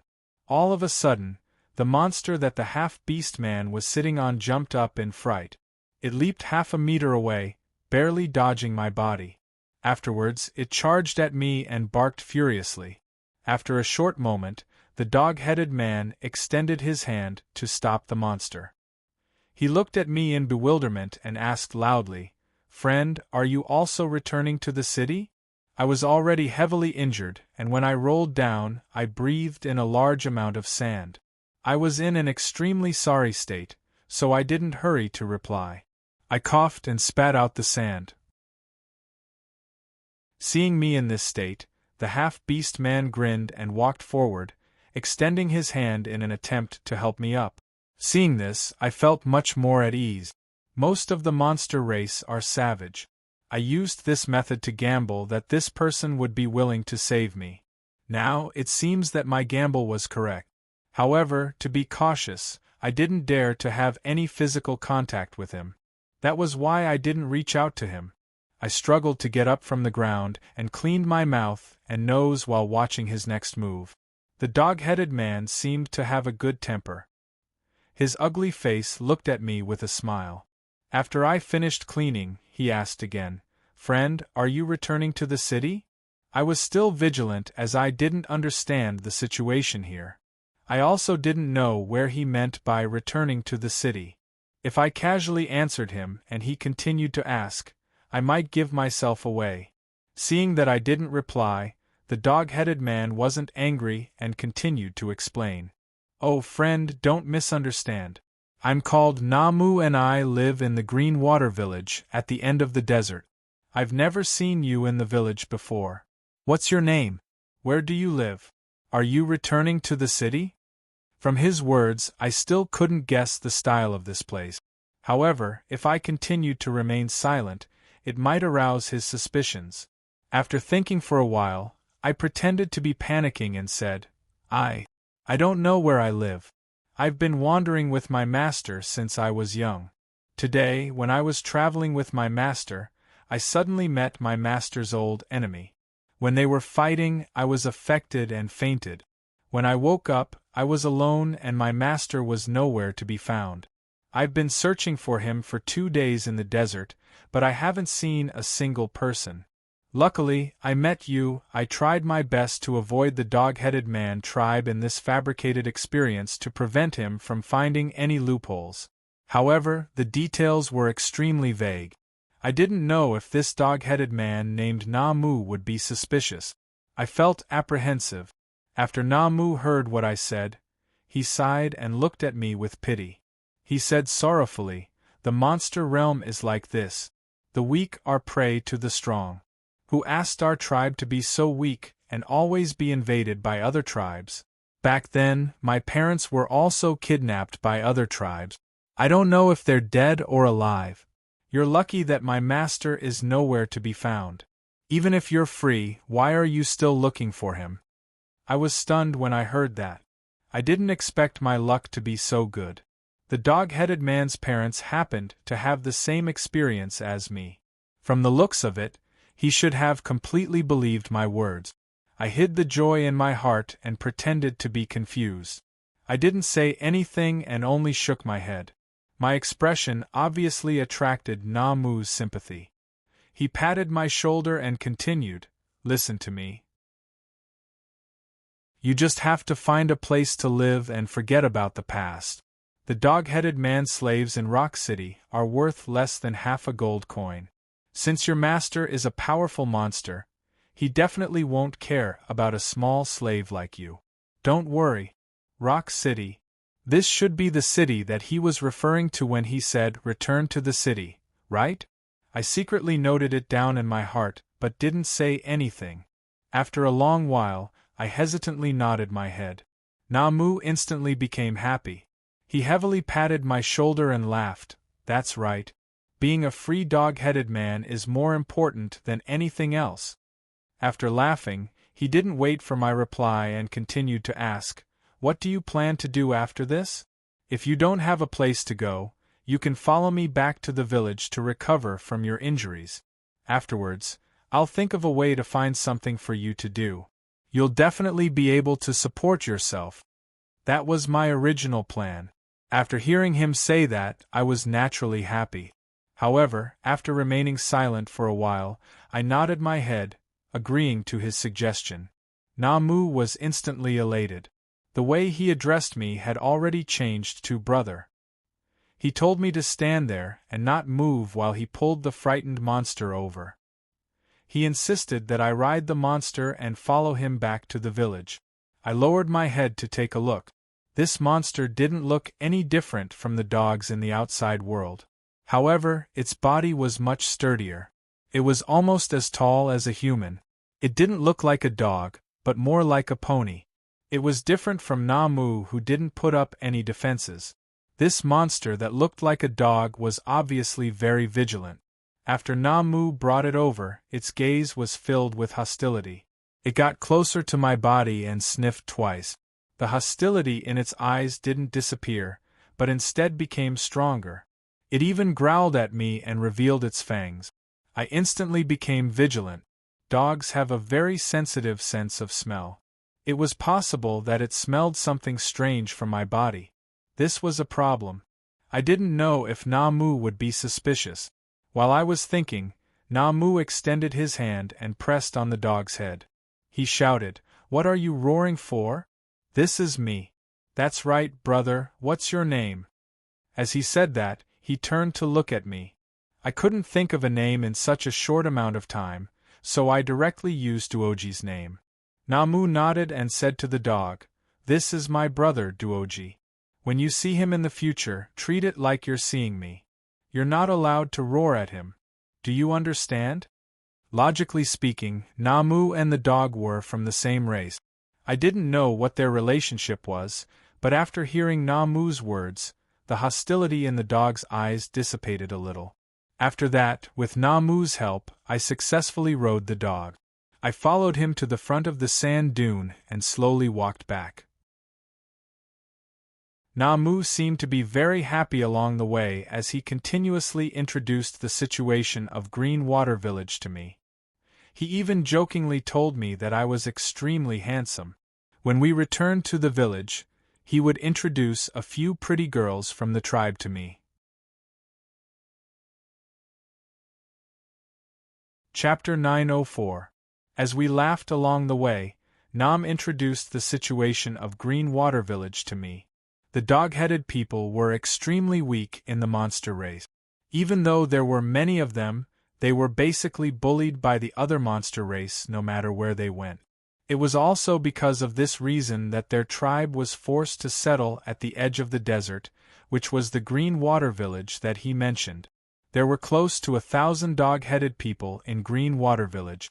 The one with the highest cultivation was their chief, who was also the village chief of Green Water Village.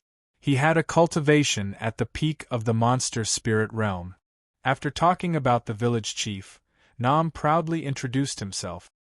He said that he had the cultivation of a monster soldier when he was 6 years old and that he was only a step away from reaching the monster spirit realm. He was the youth with the highest cultivation in Green Water Village and was also the youth that the girls in the village liked the most. I didn't pay attention to his boastful appearance and instead pondered about the monster soldier and monster spirit that he mentioned. Even though I was heavily injured, I still had a strand of my spiritual sense left. I could easily find out that Nam was only at the dragon-seeking realm and hadn't reached the pressure point sealing realm. Using this analogy, monster soldiers were equivalent to dragon-seeking and monster spirits were pressure point sealing. Even though this name was different from the human race, the monster race's body structure wasn't much different from the human race. Their realms and stages of cultivation were similar as well. It was just that the attributes of the monster and witch energies were different. After understanding this problem, my heart calmed down a bit. In Green Water Village, the strongest person was only the village chief at the peak of the pressure point ceiling realm.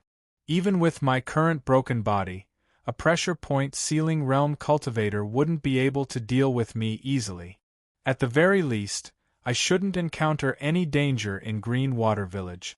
After interacting with him for a short period of time, I had a general understanding of Nam's personality. He had a pure mind and wouldn't think too much. Thus, I had an idea. I asked him if he knew where the monster realm and the human realm were connected, how far it was from here, and if the monster race could easily leave the monster realm. Even though I decided to stay here to recuperate, I still had to leave this place in the end. The earlier I understood the problem, the earlier I could come up with a plan. After hearing my question, Nam's eyes widened. He asked me in shock, "You want to go to the human realm?" He reacted quickly this time. However, he didn't wait for my reply and shook his head. "I heard from the village chief that the human race is extremely ugly and they feed on the monster race. A long time ago, many of the demon clan were killed by the human clan. We finally managed to wipe out the human clan, but who would have thought that there would be a change in the demon realm not long ago, and it would be connected to a place full of humans? We are all afraid of being conscripted to fight against the human clan, so why would you want to go?" When I asked this question, I had already thought of a reason. Thus, I pretended to be hesitant and replied, "Because I heard Master say that he wants to go to the human race's territory. I don't know where the human race's territory is, so I wanted to ask." Hearing what I said, Nam's face was filled with disappointment. He pointed at me and shouted, "Why are you so stupid?" I said. "Monster Nam's face, eyes village people's monster race. If you follow me back to Green Water Village, you won't be my servant anymore. You'll be my good brother in Green Water Village, Duo G."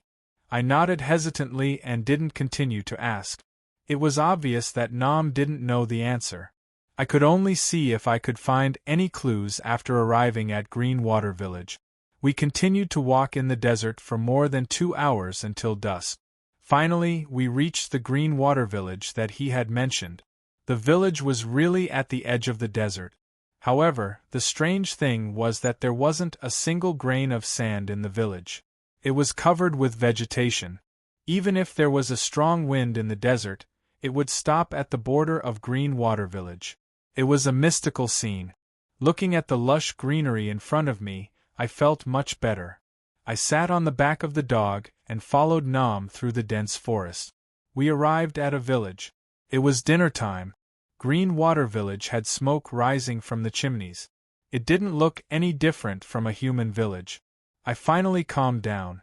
I was worried that if the monster race was a bloodthirsty bunch, my future days wouldn't be easy. Nam saw that I was in a daze and patted the butt of the dog I was sitting on. He urged, "Let's hurry back. If we delay any longer, we won't be able to make it for dinner. You must be hungry, right?" Following his words, the dog quickened its pace and started running. Nam also ran beside me. His speed didn't lag behind at all. After walking for a short while, there were other villagers with different appearances that appeared on the village road. Nam seemed to be very familiar with them as he warmly greeted them along the way. However, the strange thing was that when these people saw me, none of them asked him about my background. They only glanced at me a few times before looking away. I asked Nam suspiciously.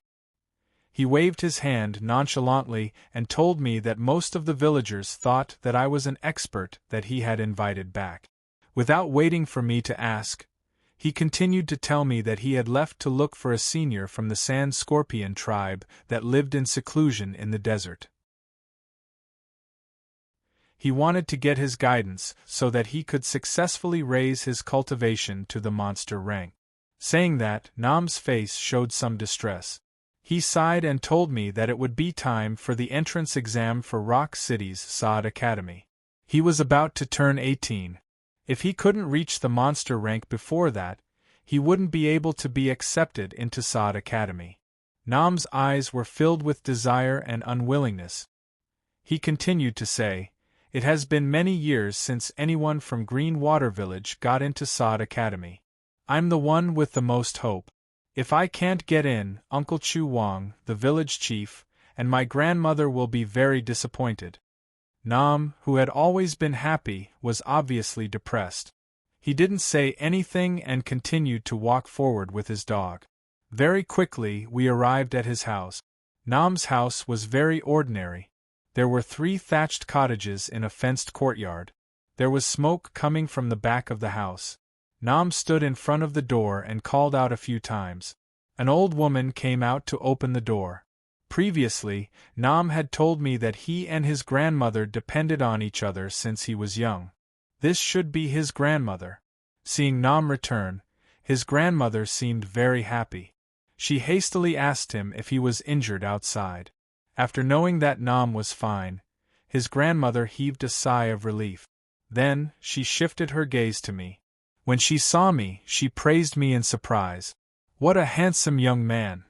I awkwardly turned my head to look at Nam. I recalled what he had said before. It was obvious that this guy's sense of beauty was passed down from his grandmother. After praising me, his grandmother asked about my identity. Nam carefully explained what had happened today and the information he had gotten from me. Grandmother nodded and didn't ask anything. She enthusiastically brought us into the thatched cottage. The furnishings in the thatched cottage were simple. There was a square table and a few wooden stools. In the middle, there was a steaming hot piece of boiled meat. It looked crude and simple, but it was cooked. Moreover, my body was injured and my stamina was severely depleted. A large amount of meat was the best way to replenish my stamina. After we finished dinner, his grandmother arranged a room for me to stay in. From start to finish, she didn't question my identity. It seemed that Nam's warm personality was also inherited from his grandmother. The monster race obviously lacked cloth and other items. This could be seen from their clothes. Thus, in the thatched cottage that my grandmother arranged for me, there was only straw on the bed and no bedding. In such an environment, I naturally didn't have any room to be picky. Very quickly, I laid on the bed to rest. Not long after I laid down, Nam, who had just left, knocked on the door and came in. He held a bottle of black substance in his hand. He said that it was a miraculous medicine for treating external injuries. After applying it on the injured area, it would be healed the next day. He had specially brought it for me to use. Since Nam was so warm-hearted, I naturally couldn't reject him. I allowed him to apply the black ointment on my injured area. Not long after, I felt a refreshing and numbing sensation. The pain had also dissipated by a lot. This ointment didn't look very good and even had a slight stench. However, its effects were quite good. Even among the human race, it was a rare medicine. I opened my mouth to ask what this ointment was. Nam whispered to me, "It's called black mud ointment. Uncle Chu Wang and I picked it up a few months ago while hunting in the dense forest outside the village. I've seen it in the Thad Academy's selection. I heard that this ointment is very precious and can't be bought with money. Uncle Chu Wang knows that I often get injured during cultivation, so he gave it to me." I had asked Nam about this Uncle Chu Wang when we were eating. He was the captain of the Green Water Village's hunting team. His cultivation was the same as the village chief, at the peak of the monster race. All the children in the village, including Nam, had trained with him since they were young. From Green Water Village's situation and Nam's cultivation, this black mud ointment was indeed very precious to them. For Nam to take it out for me to use, it meant that he really treated me as a good brother. I was slightly moved, but Nam didn't seem to care. After telling me to rest well, he went to the courtyard to meditate and cultivate. According to him, the Thad Academy's selection was less than a few months away. This time, he didn't have the opportunity to meet the Sand Scorpion race's ancestor, so he could only work hard and strive to advance to the monster rank before the selection. Chapter 905. The next morning, I woke up early. Even though my muscles and bones were still sore, I had slept very soundly last night. My spirit had also recovered by a lot. I closed my eyes and checked my body. The veins in my body were still damaged, but the injuries on my body had recovered by a lot. It seemed that the black mud cream was really effective. I got off the bed and moved around the room. Just as I was about to push the door open, Nam excitedly ran in. Seeing that I had woken up, he smiled and asked me how I was feeling. I roughly explained my body's condition. After Nam heard it, he pulled me out of the courtyard. As we walked, he told me that he would bring me to the village chief's house to see if he had a way to treat my internal injuries. I naturally couldn't reject Nam's enthusiasm. After a while, we arrived at the village chief's house. After a few shouts outside the door, an old man with a white beard slowly walked out of the house. Almost all of the hair on his body had fallen off, but he looked very kind. Seeing that it was Nam, the village chief revealed a smile and asked Nam if he had found the hidden senior from the Sand Scorpion tribe. After knowing that there was no result, the village chief sighed. "Little Nam, you don't need to be depressed. These few days, I've been researching a miraculous medicine to increase your cultivation. I'm only missing the last herb to complete it. After the medicine is completed, swallow it and you'll have a chance to advance to the monster rank in 3 months. After hearing that, Nam's depressed expression instantly turned into surprise and joy. He hastily expressed his gratitude. Unlike Nam's happiness, I watched from the side and felt that the so-called miraculous medicine might not be effective. After all, the village chief only had the cultivation of a monster. If he wanted to help Nam advance to the monster rank, he might not be able to do so. For example, if I wanted to help someone become a sealing celestial master, it might be possible. However, if I wanted to help someone advance to the monster rank, it would be impossible. After communicating with Nam, the village chief turned to look at me and asked Nam who I was. Naturally, Nam wouldn't hide anything and told me everything about my background. He also told me the reason why I came today. After the village chief heard it, he didn't suspect my identity. Instead, he patted my head with pity and sighed. "Such a handsome young man. Luckily, you escaped from the devil's clutches. Follow me in." I never thought that the village chief would have such a sense of beauty. At this moment, I understood that it was most likely because I didn't understand the beauty and ugliness of the kobold. With Nam's appearance, he should be a handsome guy among the kobolds. I followed the village elder into the courtyard. Before we entered the house, I smelled the strong scent of herbs. On the way here, Nam told me that the village chief was a person who understood medicine. That was why he brought me here to ask for medicine. After entering the house, he saw that there were many wooden shelves in the house, and the wooden shelves were filled with medicinal herbs. I don't know much about pharmacology, and the monster race's medicinal herbs are not related to the human world. So, after carefully looking at them, I couldn't recognize any of them. At this moment, a stone pot was placed on top of the fire. Within the stone pot, a dark green medicinal liquid was already boiling. It seemed that the medicine in the wok was the miraculous medicine that could raise one's cultivation that the village chief had mentioned. Beside him, Nam also noticed this. After entering the room, he stared at the pot of boiling potion with a burning gaze. The village head coughed and ignored him. He turned to me and asked, "Young man, tell me about your situation." The body structure of the monster race and the human race were similar, so the nature of their cultivation was the same. So, after thinking for a while, I told him the truth.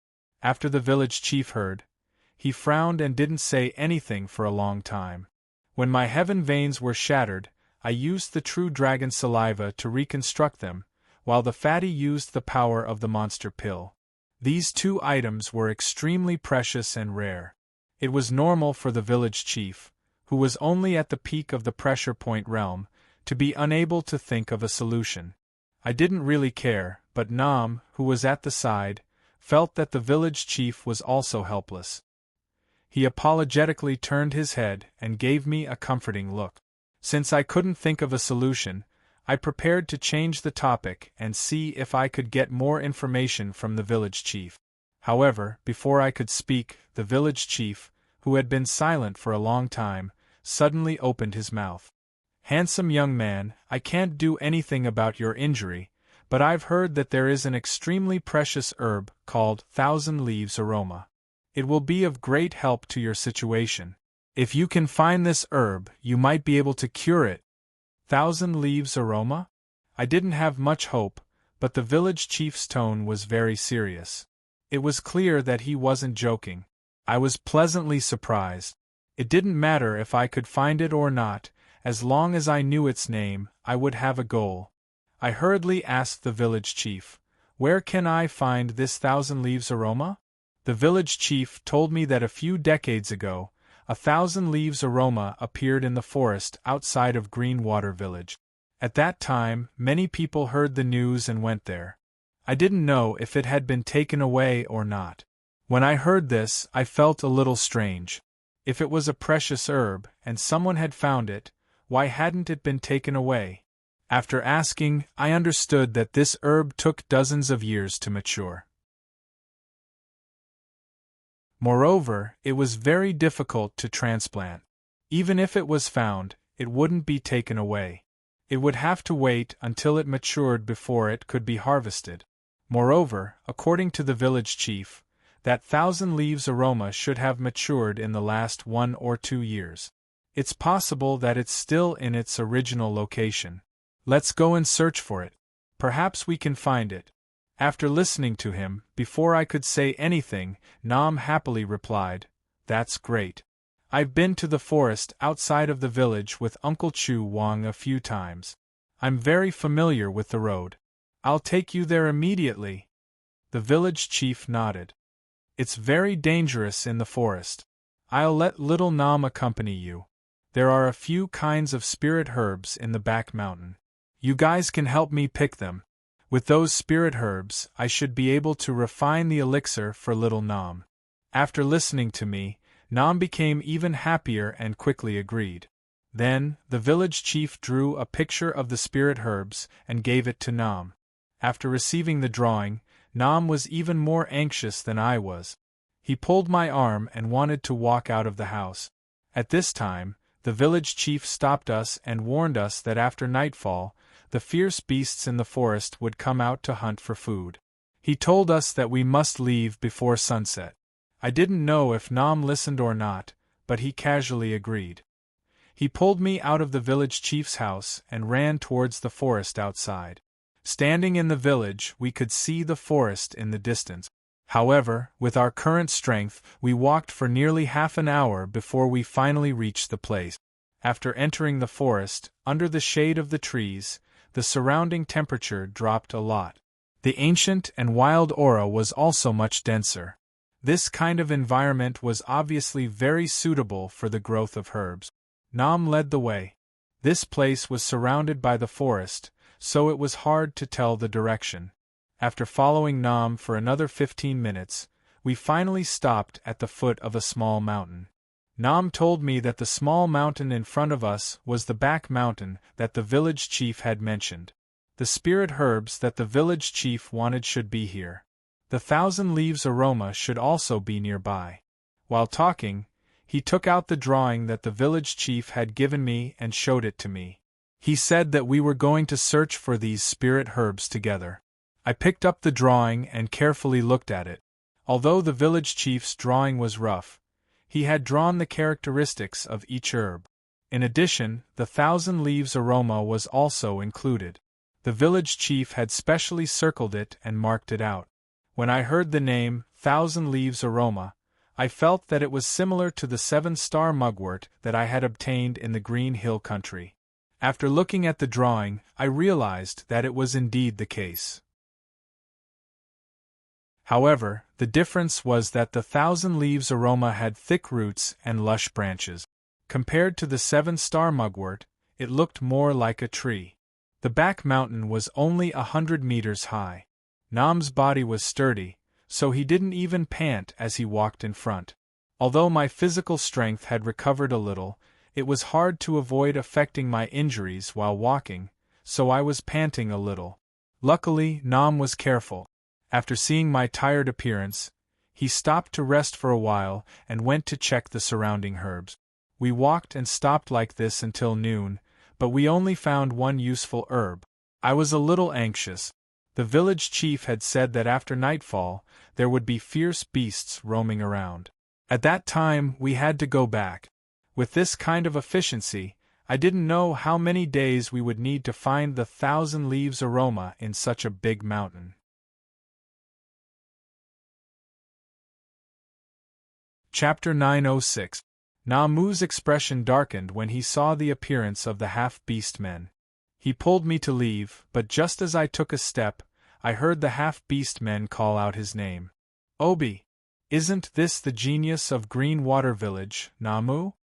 Namu's footsteps stopped and a trace of anger flashed across his face.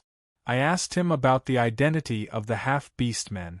They're from the jackal tribe from the neighboring village. Namu turned his head and glared at me before continuing. These jackal tribe members are despicable and lowly. They often bully our sisters in the village. When the village chief found out about this, he taught them a lesson. I was also present at that time. I then understood that it was the same as the human race. There were such hooligans everywhere. These kinds of people were the hardest to deal with as they found joy in finding trouble with others. No wonder Namu's expression turned ugly when he saw them. From their unbridled attitude, their cultivation shouldn't be any lower than Namu's. I sensed their aura and found that it was indeed so. Their cultivation was the same as Namu's. The leader was slightly higher, but he hadn't reached the monster spirit realm. Namu was the strongest among the younger generation of Green Water Village. From this, it could be seen that the jackal tribe's power was much higher than the dog tribe's. I naturally wasn't interested in their grudges, but when I looked at them, I suddenly noticed that the leader of the jackal tribe had a few green leaves that were similar to the 1,000 leaves AI Ling in the picture. It couldn't be such a coincidence that the 1,000 leaves AI Ling was snatched away by them? Originally, I didn't intend to fight with them as this was the monster race's territory. It was better to avoid trouble, but if the 1,000 leaves AI Ling was taken away by them, then I must take it back. While I was thinking, the leader of the jackal tribe jumped down from the monster's back and took the initiative to find trouble with me. He asked Namu, "Who is this brat? Why haven't I seen him in Green Water Village before?" After saying that, he extended his hand and hugged my shoulder. He had a smile on his face as he continuously increased his strength. Even though I was heavily injured, my physical body had recovered a little. His strength naturally wasn't enough, so I didn't mind. However, Namu's face flushed red as he angrily shouted, "Gale, don't hurt my friend." As he spoke, Nam's body shook violently and he bared his teeth. Earlier on, Nam had introduced to me that the Houndhead men's strongest trait was their mouthful of sharp teeth. It was a natural talent of their race. Although there was a gap between his cultivation level and Gale's, but if he was bitten by these sharp teeth, Gale wouldn't feel good. Gale immediately let go of me when he saw Nam suddenly making things difficult for him. He took the initiative to push Nam a few meters away, then with a face full of disgust, he shouted, "Obi! You lowly races are so rude." As he spoke, he continuously wiped the palm that he used to slap Nam on his chest.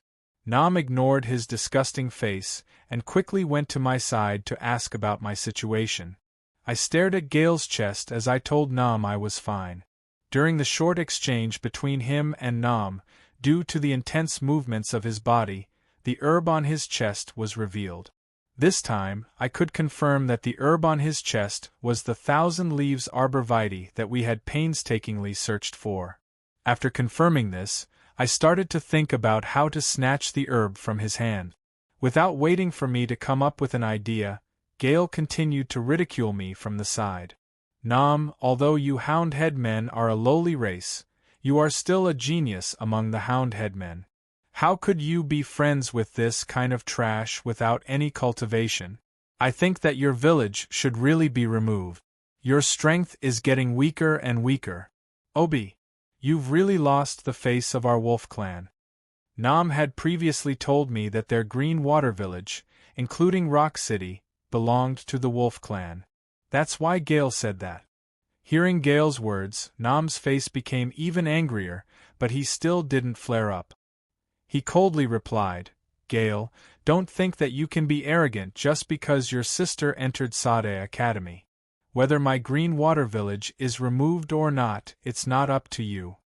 When Gale heard Nam's rebuttal, he didn't get angry. Instead, he smiled and continued. I've received insider information. If no one from your Green Water village passes Sade Academy's selection this year, the City Lord will consider removing Green Water village. If that happens, the City Lord will consider removing Green Water village and turn it into a hunting ground. After saying that, he no longer paid attention to Nam, whose face was flushed with anger.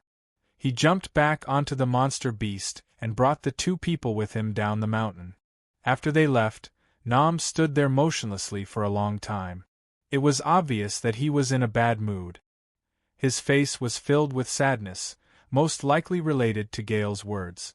I wanted Qianya Ai Ling, but it was clear that Gale wouldn't give it to me. This matter could only be resolved by force. However, from the previous conversation, it was clear that the Jackal tribe's power was much greater than the Houndhead men's. If this matter brought trouble to the Houndhead men's tribe, then I would be letting Nam down. Therefore, I had to do this secretly. Actually, when Gale hugged my shoulder, I had already placed a Dao Qi imprint on his body. It was a small spell that I could easily cast with my current cultivation. As long as the imprint was there, I would be able to sense Gale's location. That's why I wasn't in a hurry. I asked Nam what was the reason behind the removal of Green Water Village. Hearing my question, the sadness on Nam's face deepened. He fiercely shouted, "Oh bye," before telling me the story. He told me that the Houndhead Men tribe was born with power and status. Most of the Houndhead Men tribe were slaves of other monster races. In the monster races world where power was everything, they were bullied. Their Green Water village was the best among the Houndhead Men tribe. However, in terms of power, they were still the weakest in the Rock City's jurisdiction. In the monster race, the strong preyed on the weak. Basically, every city had an elimination law. Every few years, the village with the weakest power would be removed from the surrounding villages. Without the protection of the village tribe, the villagers would lose their homes. They could only enter the city and sell their bodies to become slaves of other monster races. This was also the reason why the majority of the Houndhead men were slaves. Not only the Houndhead men, but the majority of the weaker monster race were slaves of the stronger monster races. Green Water Village's current situation was entirely due to the village chief and Uncle Chu Wang's hard work. However, ever since the barrier between the monster race and the human race was removed, the monster race placed more emphasis on the power of the younger generation. Hence, the elimination law became more stringent. It was linked to the entrance exam of Thad Academy. After saying that, Nam was sad and full of self-blame. It's all my fault for being playful and not working hard to cultivate. Otherwise, I would definitely be able to pass Thad Academy's entrance exam and save my village. After listening to him, I understood why he was so eager to pass Thad Academy's entrance exam. It turned out that he was carrying such a heavy responsibility. I pondered. Nam had saved my life. With my original cultivation, it wouldn't be a problem for me to help him increase his realm. However, I couldn't do that under the current situation. It seemed that I had to quickly get Qianya Ai Ling from Gale. As I pondered, I tried to sense the position of the mark that I had left on Gale's body. He wasn't too far away from us.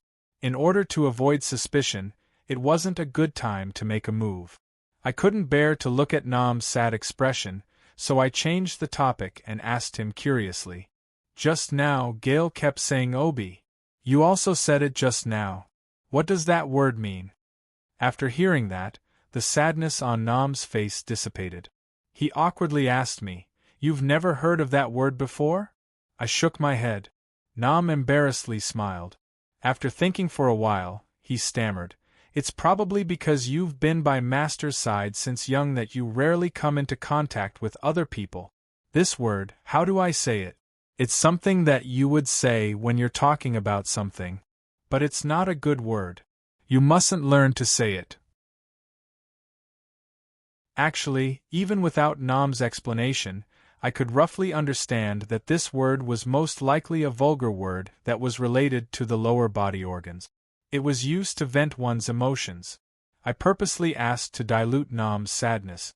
Seeing that his expression had recovered, I chuckled and didn't continue the topic. Instead, I suggested to Nam to search the surroundings to see if we could find any herbs. It was obvious that Gale's Chinya Ling was found nearby. If we could find some, it would be best if we didn't clash with Gale for the time being. That was why I suggested it. However, before the two of us could do anything, there was a sudden gust of wind and a fishy smell permeated the air.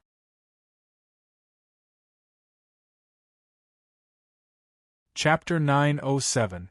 Before we set off to search for the herb, the village chief had specially told us that we had to leave the forest before nightfall. Otherwise, ferocious beasts would appear. I didn't expect that we would encounter a ferocious beast before nightfall.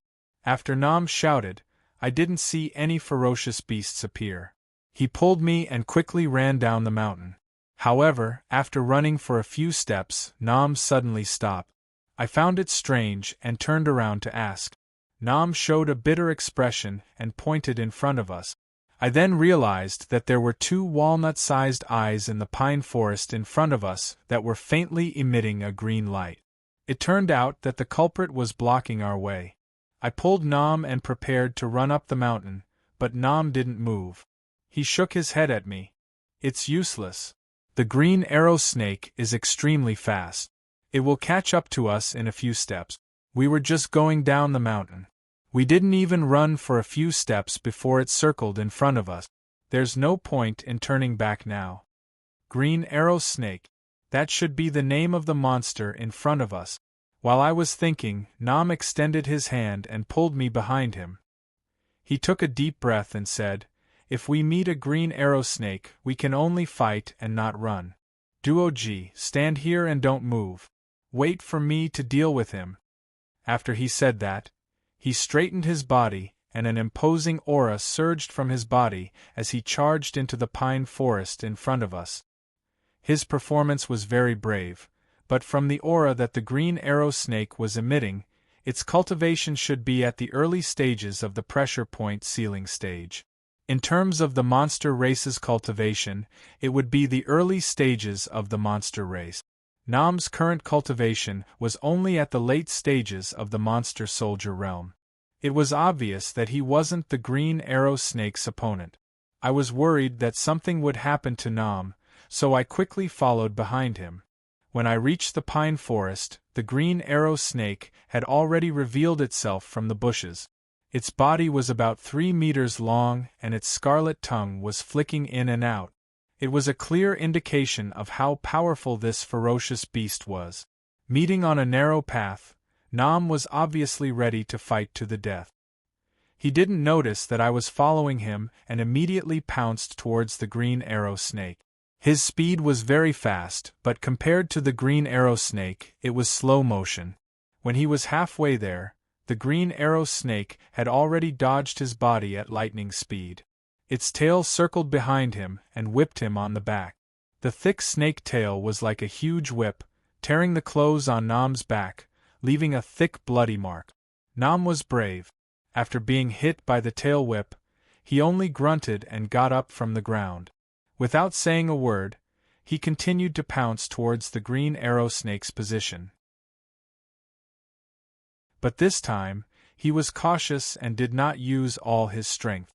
Halfway through, he saw that the green arrow snake had dodged, so he changed his direction and continued to chase. Although the green arrow snake was slightly stronger, it did not seem to be willing to fight Nam head-on. Instead, the two sides were in a stalemate for the time being. The demon soldier cultivation and the demon spirit cultivation of the green arrow snakes were evenly matched. Nam's morale was greatly boosted as he continued to roar. The aura on his body grew stronger and stronger. I shook my head from the side. On the surface, it looked like they were evenly matched, but in reality, this was just the green arrow snake's hunting instincts. Finding the most efficient way to obtain food had always been the only way to survive in the wild. With the green arrow snake's speed, Nam could not hurt it at all. Once its strength was exhausted, it could easily finish off Nam. After confirming that Nam did not have the ability to finish off the green arrow snake, I prepared to make my move. The remaining cultivation in my body was not as high as Nam's, so brute force was naturally not enough. Furthermore, I did not want to reveal my methods.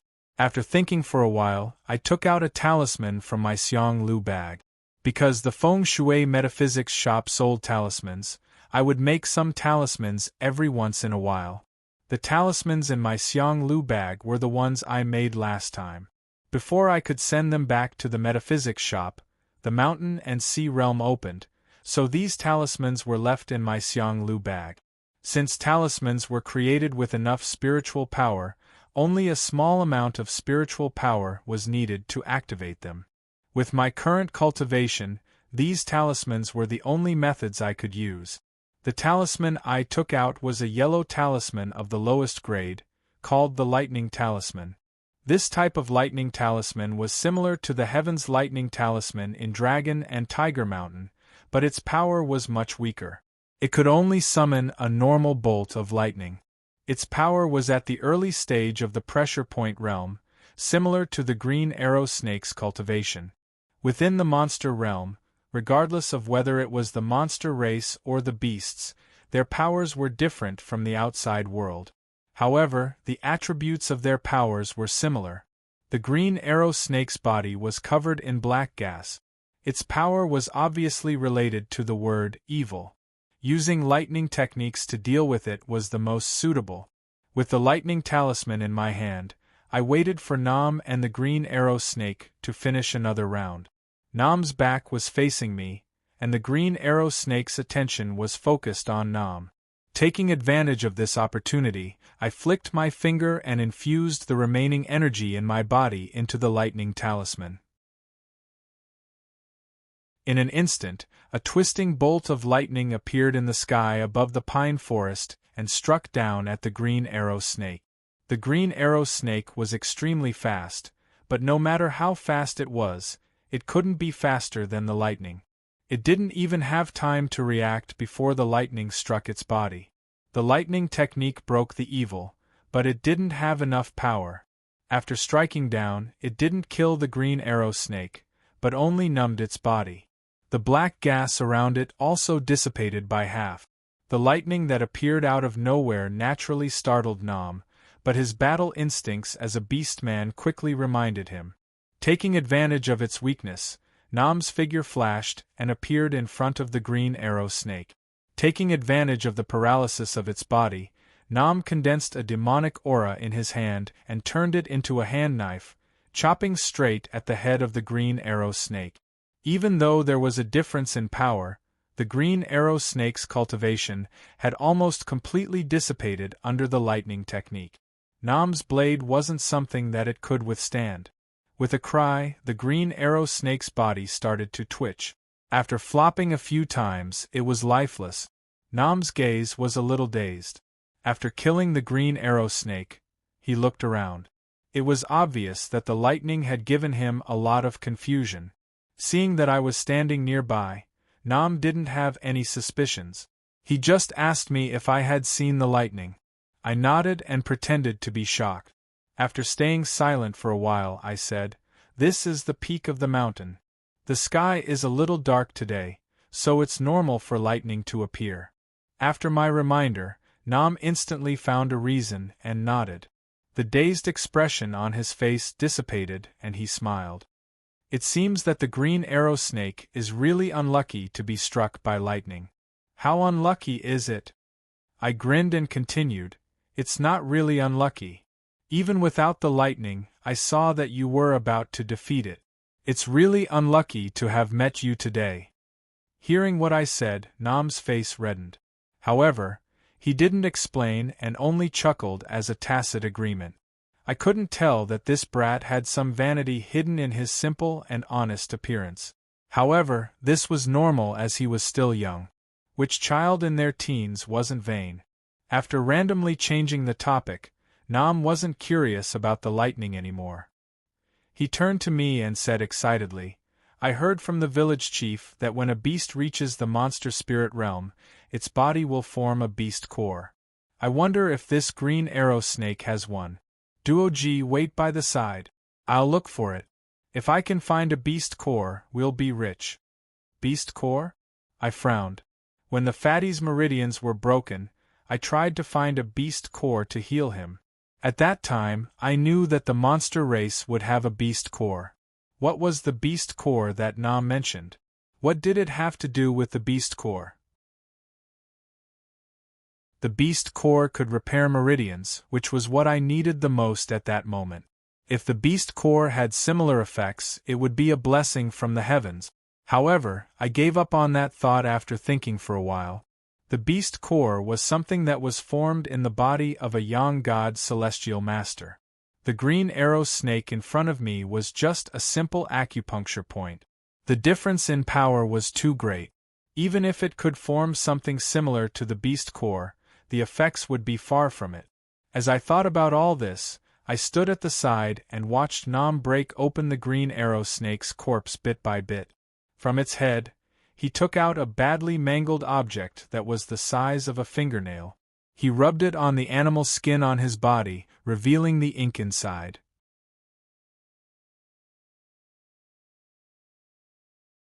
Chapter 908. Yellow Level Beast Core? I concentrated and sensed it. There was a pure power inside the fingernail-sized black ball. This power seemed to be used to seal an acupoint, but it seemed to be stronger than the green arrow snake's cultivation. Since I couldn't see anything special about it, I asked Nam, what is a yellow level beast core? Hearing my question, Nam found it strange. You don't know? I shook my head.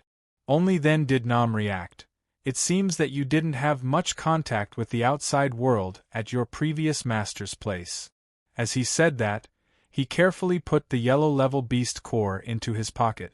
Then, he continued to explain, beast cores are divided into 4 ranks according to the amount of power they contain. Heaven, Earth, Black, and Yellow. Normally, when a killer reaches the monster spirit realm, they will start to condense a beast core. However, the beast cores at this stage are basically unranked. Normally, they will only condense a yellow level beast core when they are close to the monster general level. I really don't know what this green arrow snake ate to actually be able to condense a yellow level beast core. At this moment, Nam had completely forgotten about the conflict with the jackal tribe. He smiled, revealing his white teeth, and continued to tell me, an unranked beast core can only be exchanged for 1 gold coin. However, a yellow level beast core can be exchanged for at least 30 gold coins. An increase of over 30 times. I nodded. I didn't find it strange, so I casually asked him about the price of a higher-ranked beast core. This time, Nam shook his head. There aren't many higher-ranked beast cores in Rock City. The price is impossible to estimate. However, the most important thing about a beast core isn't that it can be exchanged for gold coins. Most of the time, even if you have gold coins, you might not be able to buy a beast core. Every beast core contains a very strong power. With this yellow level beast core, if the village chief adds it into the 1,000 Leaves arrowroot, it will definitely be of great help to your injuries. At this moment, he was still concerned about my injuries. This made me very touched, but after thinking about it, I felt a little embarrassed to accept it.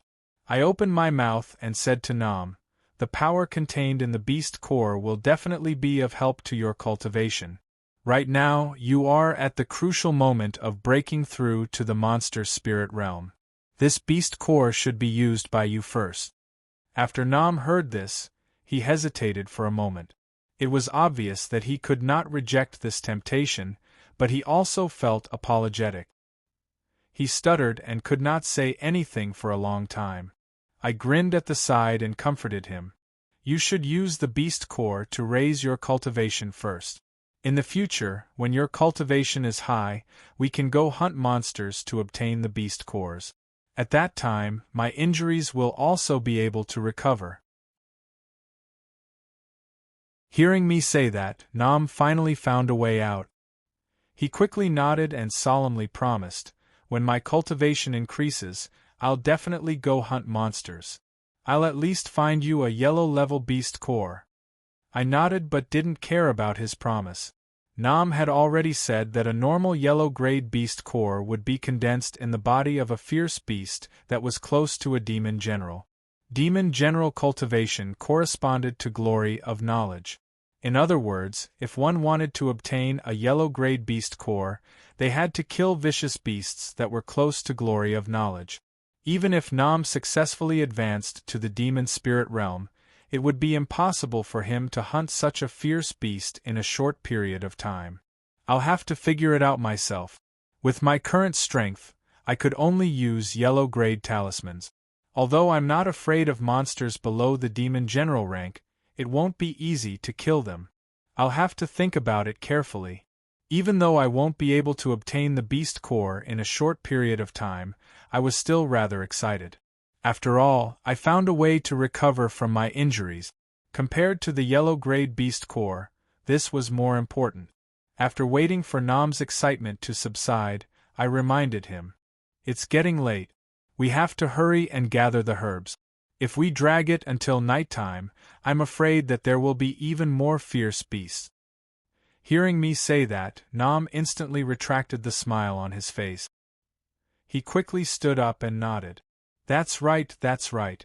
Let's hurry and search. The next time we meet a fierce beast, we won't be so lucky. As he said that, he started to search around. At the same time, he comforted me. Duoji, you don't have to be anxious. Let's work hard and we'll definitely be able to find the herb that can heal your injuries. This brat probably thought that I was in a hurry to find Qianya Ai Ling. I smiled and didn't explain, but continued to search around with him. The herbs that the village chief wanted were all common items. We quickly found more than half of them. During the process of gathering the herbs, I kept sensing the chi imprint that I left on the bodies of the jackal clansmen. After we finished searching the forest, Nam continued to lead me forward. I sensed that the jackal clansmen had already left the back of the mountain and were heading out of the forest. The forest beside Green Water Village was extremely large, but the back of the mountain was very small. After leaving the back of the mountain, the jackal clansmen shouldn't be suspicious of us anymore. Thus, I pretended to have a stomachache and told Nam that I needed to relieve myself. I told him to continue searching for the herbs. Since Nam wanted to use the yellow-grade beast core, he felt guilty towards me and was trying his best to find Qianya Ai Ling. After hearing what I said, he didn't suspect anything and nodded before continuing forward. After he had gone far away, I quickly rushed down the mountain. Even though Gale and the other 3 jackal clansmen were riding monsters, their speed was very slow. When I reached the foot of the mountain, I could see their swaying silhouettes moving forward. I quietly followed them. At the same time, I randomly picked one of the herbs that I had just gathered. After crushing it, I smeared it on my body. Herbs usually had a strong smell. After smearing it on my body was filled with the pungent smell of herbs, concealing my aura. I didn't do this because I was worried that Gale and the others would discover me. With their cultivation, it was impossible for them to have such an ability. I was more worried about the monsters that they were riding. In order to not bring trouble to Green Water Village and obtain Qianya Ai Ling, I could only use the most secretive method. After concealing my aura, I quickened my pace and quickly closed the distance between me and the Jackal clansman. In this range, the power of the yellow-grade talisman was enough to reach me. I took out 4 talismans from the Xiang Lu bag. 2 of them were the lightning talismans that I had just used, while the other 2 were the fierce sun talismans. The lightning talisman could create drought lightning, while the fierce sun talisman could create flames. When lightning and fire intersected, their powers would be enhanced. With my current power, I didn't dare to be careless when facing the 3 Jackal clansmen that were close to the monster's cultivation. I had to make sure that I would make them lose consciousness. After injecting my spirit into the talismans, the 4 yellow-grade talismans were simultaneously activated. In the clear sky, lightning and fire suddenly fell, heading straight for the 3 Jackal clansmen. Gale and the other 2 obviously didn't react to this sudden scene. Their laughter abruptly stopped, and their bodies ignited in flames. Their consciousness was also temporarily lost due to the drought lightning. After confirming that they had closed their eyes, I quickly walked forward and used a gathering talisman to disperse the flames on their bodies. After that, I took out the herb from Gale's bosom. After carefully examining it, I confirmed that it was the Qianye Ai Ling that the village elder had mentioned before carefully placing it in my bosom. Following that, I checked the bodies of the 3 Jackal clansmen. After confirming that they had only fainted and weren't dead, I felt relieved and left. I didn't want to bring trouble to Green Water Village, so I had to ensure that Gale and the others were alive. Otherwise, the deaths of the 3 youths would definitely incite the anger of the Jackal clansmen. At that time, it would be hard to guarantee that they wouldn't find any clues. With my current power, I wouldn't be able to protect Green Water Village. Even if I could protect them, it wouldn't be good to reveal my current cultivation in the monster race's territory. Now that everything was going according to plan, I didn't have anything to worry about. I quickly left the place and returned to the mountain. I quickly found Nam, who was still searching for herbs. Seeing that I had returned, Nam didn't ask why I had been gone for so long. He only said to me in distress, "I've found all the herbs that the village elder wanted, but I still haven't found the Qianye Ai Ling. But Duoji, you don't have to worry. There's still some time before it gets dark. Let's continue to search the mountain top. We have to find it today no matter what." Looking at his distressed expression, I mysteriously smiled and took out the Qianye Ai Ling from my bosom. I told him that when I was going to the toilet, I accidentally found this herb. It was very similar to the Qianye Ai Ling that the village elder had drawn. That's why I spent a lot of time to pick it up and let Nam take out the village elder's portrait to compare.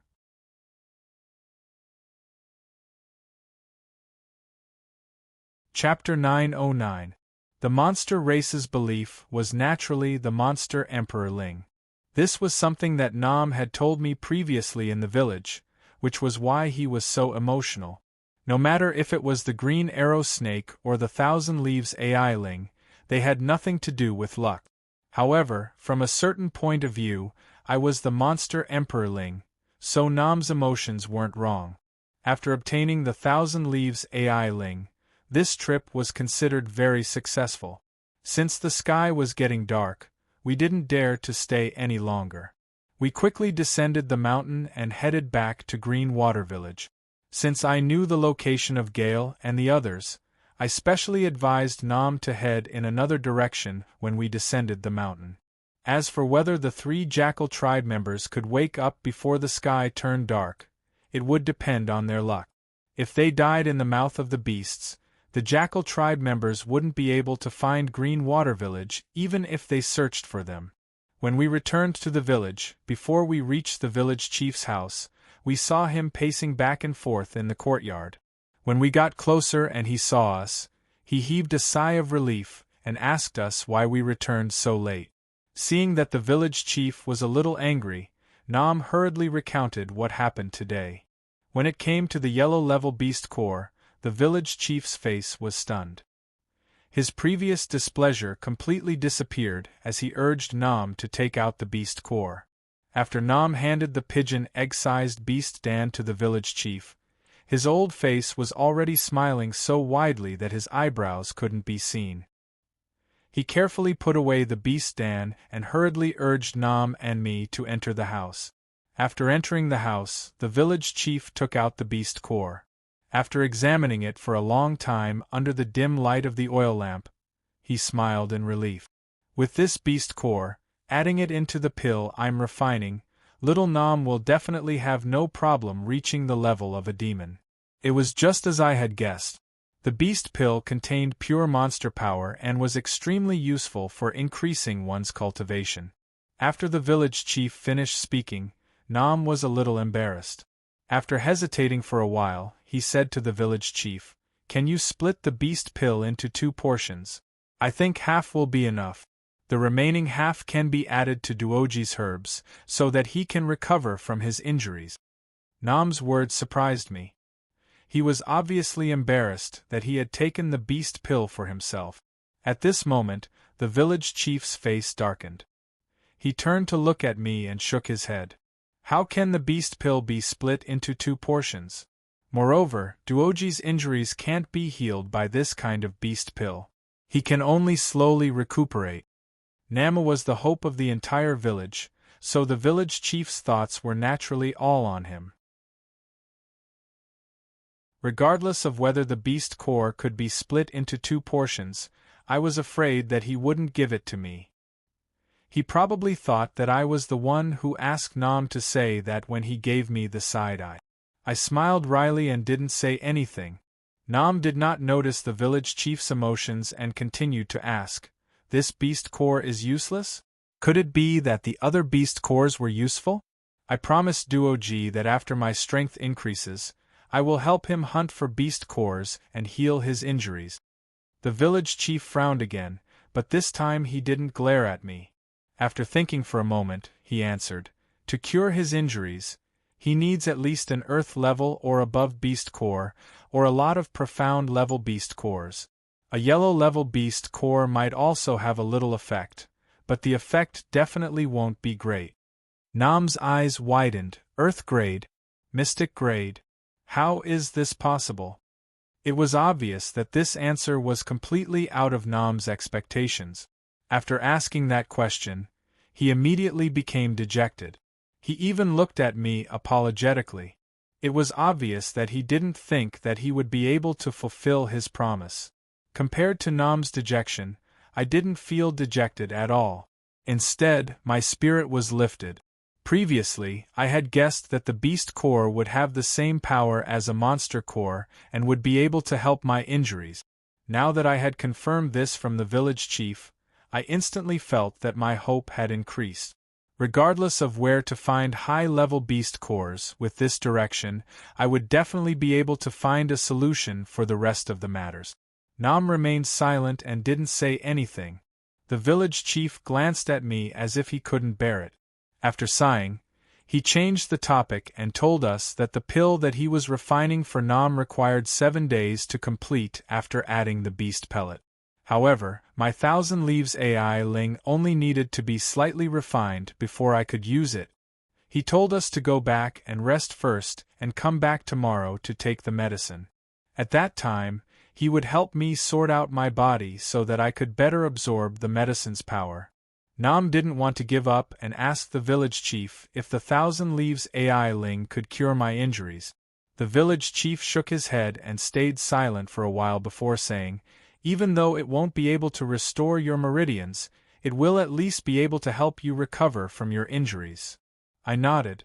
It was fine as long as it could help me recover from my injuries. As for restoring my meridians, I would think of a way to get a beast core in the future. After bidding farewell to the village chief, Nam was in low spirits on the way back. Only when it was time to sleep did he suddenly run over and tell me that there were many beast cores in that academy. After he entered the academy, he would definitely think of a way to help me find high-level beast cores. Nam, who was filled with guilt, made me feel emotional. In the past, from the standpoint of the human race, I hated the monster race. However, after coming into contact with them, I understood that not all of the monster race were vicious and evil. People like Nam were much kinder than most of the human race. Of course, Nam's promise didn't have much of a chance of being fulfilled. The dog-headed man's innate talent wasn't high.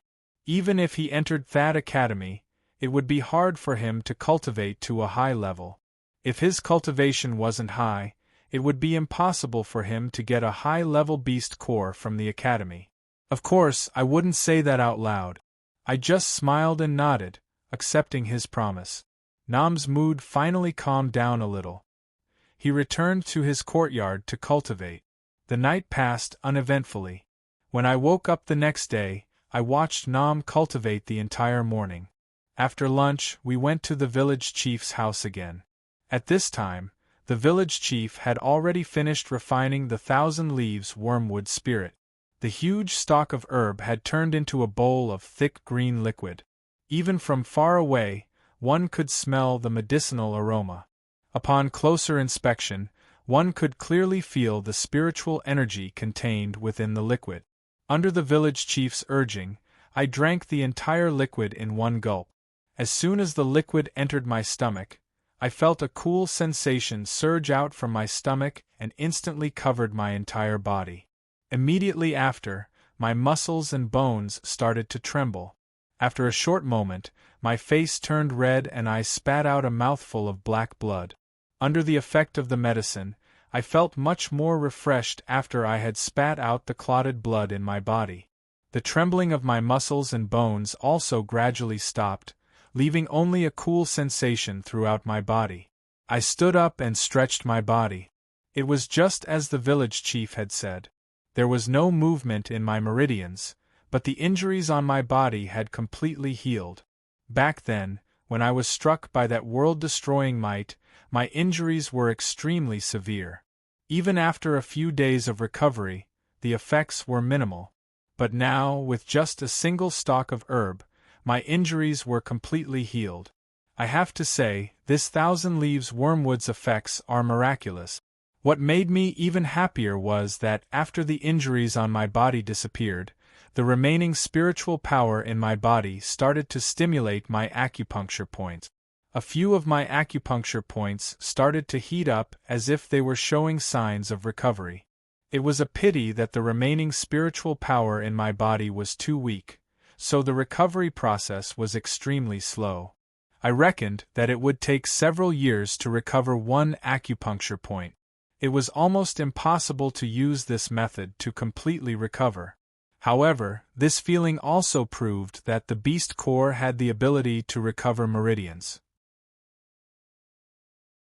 As long as I absorbed the pure monster power in the beast core and used that power to recover the acupuncture points, I would be able to slowly open the heaven veins again. After confirming this, I was excited and joyfully opened my eyes. However, I didn't expect to see the village chief frowning when I opened my eyes. He solemnly asked me, "Duo G, just now I felt a power in your body. However, your meridians were destroyed, so there shouldn't be any power left."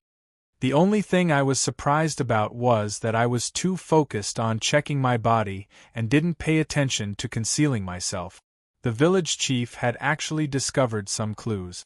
After thinking for a while, I replied, "My meridians were indeed destroyed, but there are still a few acupuncture points that are intact. The power that I used to cultivate has also been preserved." After hearing my explanation, the village chief was silent for a while before nodding his head. "It seems that your previous cultivation wasn't low. Just the remaining power is already at the intermediate stage of Monster Soldier." I nodded. When I was following Master, my cultivation was at the intermediate stage of Monster Soldier. Now that I'm heavily injured, I'm already very fortunate to have the cultivation of a Monster Soldier. The village chief didn't suspect anything and continued to say, "It's always good to have some cultivation left so that I'll have the power to protect myself in the future. Alright, I still need to continue refining pills. You and little Nam should head back first." After leaving the village chief's house, Nam, who hadn't said a word, suddenly pulled me and said happily, "Duo G, so you still have cultivation. It's a pity that you can't reach the monster spirit realm. Why don't we head to Sod Academy together? There are a lot of beast cores there. At that time, you'll definitely have the chance to obtain a beast core to recover your cultivation.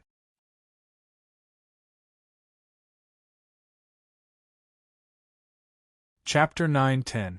Green Water Village was very safe, but if I wanted to obtain a high-grade beast pill to recover my cultivation, staying here wasn't a long-term solution. I had to head to the main world of the monster race to have more opportunities. Compared to other places, the Monster Race Academy should be the safest place. The only thing I had to worry about was whether there would be a powerful teacher in Sade Academy that would discover my identity. Thinking about that, I asked Nam, Sade Academy. Just from the name, it sounds impressive.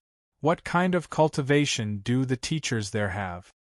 Naturally, Nam was very familiar with the academy that he had been longing for. When he heard this, he immediately replied excitedly, "The teachers there are very powerful.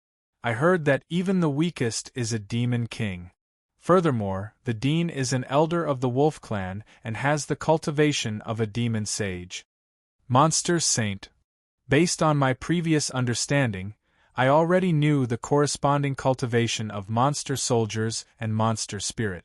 However, it was the first time I had heard of monster king and monster saint. Thus, I pretended that I had followed my master and didn't care about worldly affairs, so I asked Nam how these realms were arranged. Nam was already used to my questions and didn't suspect anything. He told me that above Monster Soldier was Monster Spirit and above that was Monster General. Although these three realms were powerful, they were still considered as ordinary cultivations. After Monster General, one could become Monster King. At the Monster King realm, one would become a true expert of the monster race and would be able to fly. After that, there were the three realms of Monster Saint, Monster God and Monster Emperor. Those who had cultivated to these realms were all famous existences in the monster race. After listening to Nam's explanation, I had a rough idea of what was going on. The three realms below Monster King obviously corresponded to the three realms of Earth Master. Monster King was the Celestial Master. Above that, Monster Saint was the Yang God and Monster God was the Chongju. As for Monster Emperor, it was referring to the realm and obviously not the Monster Emperor. Above the Chongju was naturally the Sunset Ju. In that case, the highest cultivation in Sade Academy was the principle of the Yang God realm, so he shouldn't be able to see through my disguise. Since it was safe, I naturally didn't have any worries. I made up my mind to go to Sade Academy. As we discussed, we quickly returned to Nam's house. Grandmother had already prepared the food. When she saw us, she called us over to have a meal. For the past few days, I had been eating at Nam's house. The monster race's meals were very simple. They mainly consisted of various kinds of meat and occasionally some vegetables. However, no matter what kind of ingredients they used, there were only two ways to cook them. They could either boil them or roast them. To be honest, the taste wasn't that great. It's a pity that I don't know how to cook, so I can't do it myself. After the meal, Nam and I returned to the room. I recalled the various realms of the monster race that he had previously introduced to me. I then asked Nam how many experts like the Monster God and Monster Emperor were there in the monster race.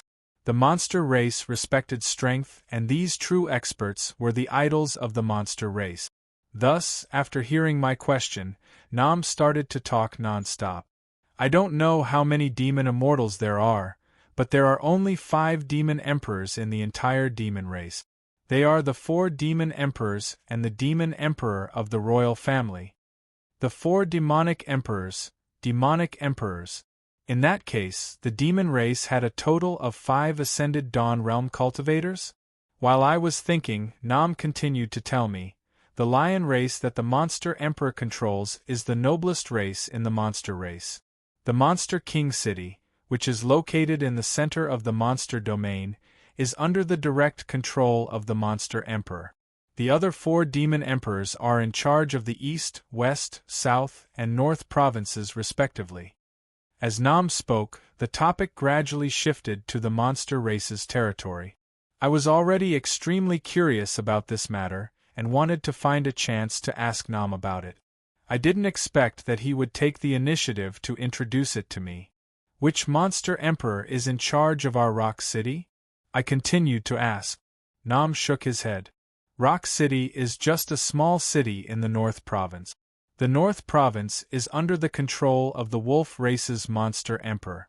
The main city is Rapid City in the extreme north.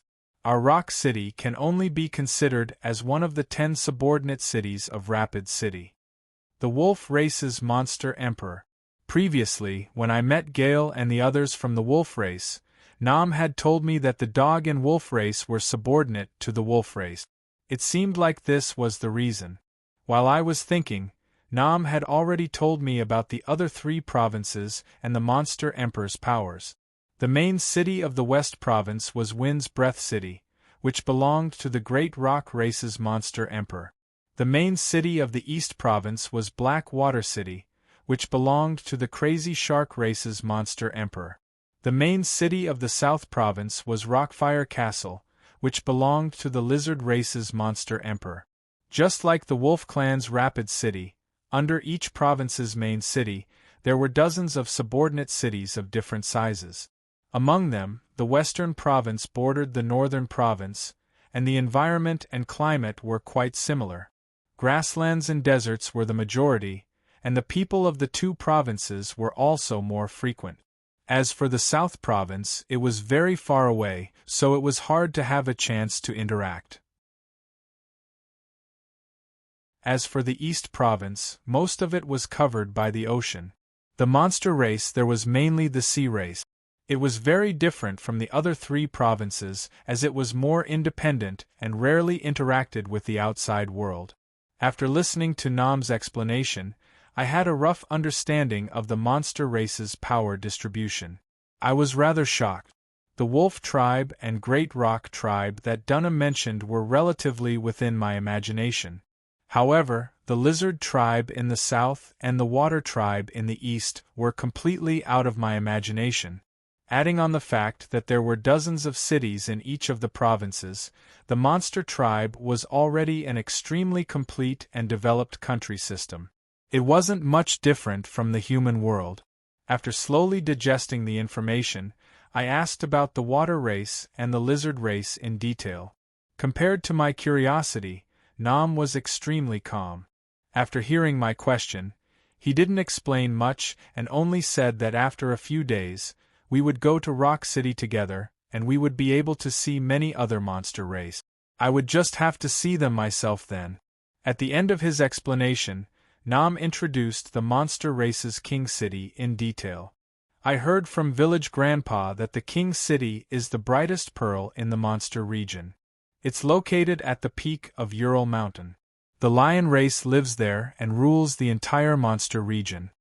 When talking about the lion race that ruled over his territory, Nam's face didn't have any trace of dissatisfaction or hostility. Instead, it was filled with yearning and admiration. He continued to say, "The lion race is the noblest race and is our royal family. However, their numbers are too few, so there is a team of guards from other races in the King City. Ever since I was young, my dream was to enter the team of guards and head to the King City to guard the noblest monster king, Emperor Prior." When he said that name, Nam suddenly seemed to have been electrocuted. He knelt on the ground with a plop and stared in front of him. One of his hands was placed in the air and his tongue was long. He said vaguely, "Respected Emperor Prior, your servant, Dog-Head Man Nam, pays his respects to you. Woola." Nam's actions were similar to a pet that was reared by humans. He expressed his loyalty towards his owner and also looked like a devout believer. I was flabbergasted by his actions. Before I could react, Nam turned around and signaled for me to copy his actions. I was angry and amused at the same time. I naturally couldn't imitate Nam's actions. I was the Monster Emperor June. In terms of status, I was far above the lion race's Emperor Pooh. He had to be able to accept my greetings. Seeing that I didn't move, Nam didn't get angry. After he respectfully saluted, he sat down next to me and said to me sternly, "Duo-ji, I know that you were abducted by the great monster when you were young, so you definitely don't know the etiquette of the dog-head man. It will be difficult for you to learn it all at once. However, you must remember that we aren't just the vassals of the wolf race, but also the servants of the lion race. In the future, if you hear someone mention Emperor Prior, you must salute him. If not, you will be punished by the Monster Emperor." Monster Emperor's punishment. I am the Monster Emperor. Am I supposed to punish myself? I laughed in my heart, but Nam's expression was stern, so I could only reluctantly agree. However, in the next second, Nam suddenly made a ruckus and asked me, "Did I say Emperor Prior's name again?" I didn't know what he wanted to do, but I did say it just now, so I nodded. Nam covered his mouth after I confirmed it. "You said it again." After he said that, he knelt on the ground again as though he was electrocuted and repeated his previous actions. To prevent him from asking me to do the same action again, I stood up and stood behind him. Luckily, he was completely immersed in his prayer and didn't pay attention to me. Since Nam had mentioned Emperor Prior's name twice, the time he spent kneeling seemed to be much longer this time. When he stood up again, it had already been a few minutes. The moment Nam stood up, I took the opportunity to sit next to him. He didn't seem to salute often. After he stood up, he rubbed his knees and slightly sore arms. Even so, he didn't forget to remind me, "Duo-ji, you must remember the etiquette. In the future, when you see Prior."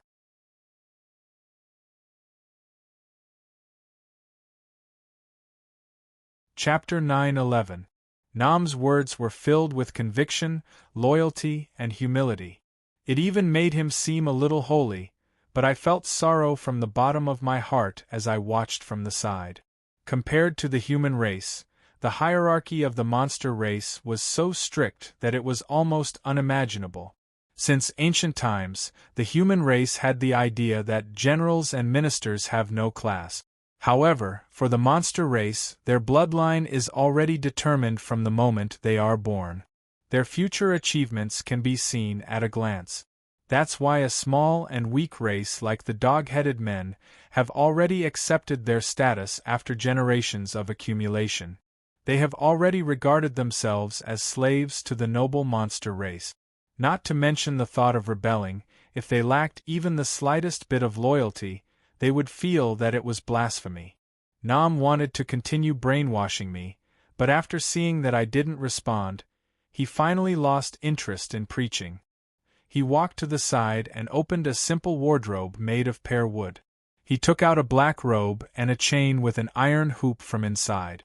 I had never seen Nam wear this robe before. As for the iron hoop, I didn't know what it was. I also didn't know why he suddenly took out these two items. Before I could ask, Nam quickly put on the robe and tied the chain with the iron hoop around his body like a belt.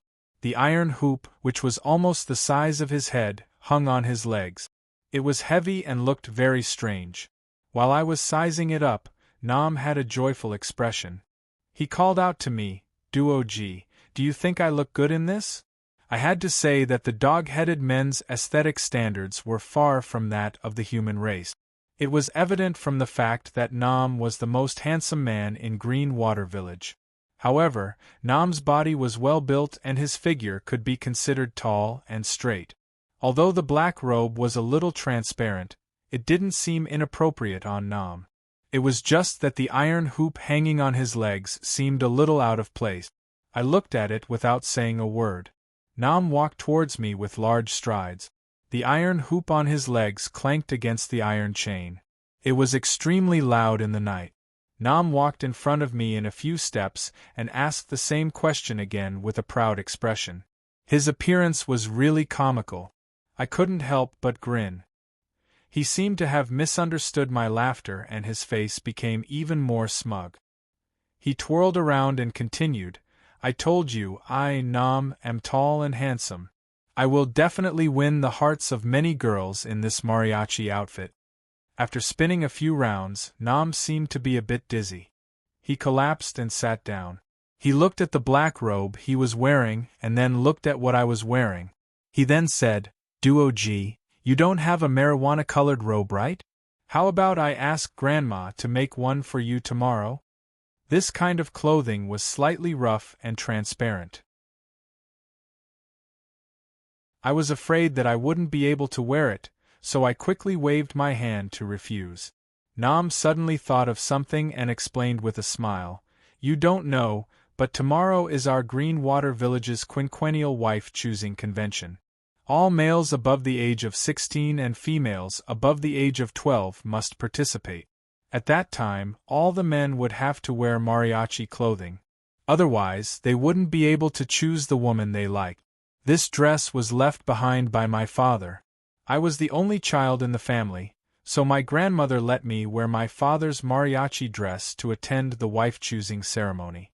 However, I remember that we still have some fabric at home. I can ask Grandma to make one for you. You don't know, but the girls in our Green Water Village are all as beautiful as flowers. I guarantee that you won't be able to find your way home. As he said that, Nam excitedly swallowed his saliva. I, on the other hand, didn't know whether to laugh or cry. Half-beast men are naturally lascivious. Nam's expression was considered normal, but for me to wear this kind of black robe to attend this kind of ceremony, I really couldn't accept it. Seeing that I rejected it again, Nam's expression was a bit dejected. He seemed to know that he couldn't change my mind, so he didn't try to persuade me anymore. He only picked up the iron hoop at his crotch and played with it with his head down. When I first saw the iron chain and hoop, I felt that it was strange. Now that I saw Nam's actions, I couldn't help but ask. Seeing that I took the initiative to ask, Nam became happy again. He continuously waved the iron hoop in front of me and said with a smile, This thing has many uses. You'll know when you see it tomorrow. It seemed that Nam didn't intend to tell me at this time, so I didn't ask any more questions. After chatting with him for a while, I climbed onto the bed and fell asleep. The night passed uneventfully. When I woke up the next morning, I realized that Nam was no longer in the room. I got up from the bed and was about to leave when the door was suddenly pushed open. The person who came in was wearing a black robe with an iron hoop hanging from his crotch. It was Nam, who was dressed the same as last night. He excitedly walked in.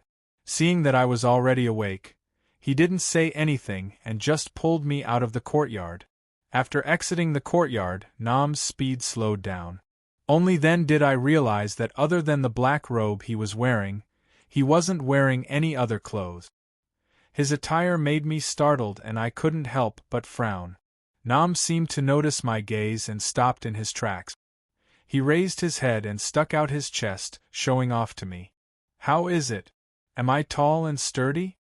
Nam's body was sturdy, so his figure was naturally indescribable. What made me speechless wasn't this. Last night, I noticed that the black robe was slightly translucent. I didn't think that Nam would come out wearing only this robe. You have to know that besides the head that symbolizes their race, the body structure of a half-beast was no different from a human's. Wearing this black robe, I couldn't see anything from afar. However, when I got closer, I could see all of his organs. This damned custom of the kobold was really incomprehensible. I knew that it was useless to persuade him, so I could only avert my gaze and ask Nam what he was going to do so early in the morning. Nam was in a state of excitement, so he naturally couldn't see the discomfort on my body. He only grinned and told me that the wife selection ceremony was going to be held today. He had already made preparations and would immediately bring me there. Originally, I was curious about this wife selection ceremony, but after seeing Nam's attire, I could already imagine what kind of scene this so-called wife selection ceremony would be. I was about to reject Nam, but before I could open my mouth, there was a sudden drumming sound from the east side of the village. Hearing this sound, Nam's expression immediately became excited. He shouted to me, "It's going to start.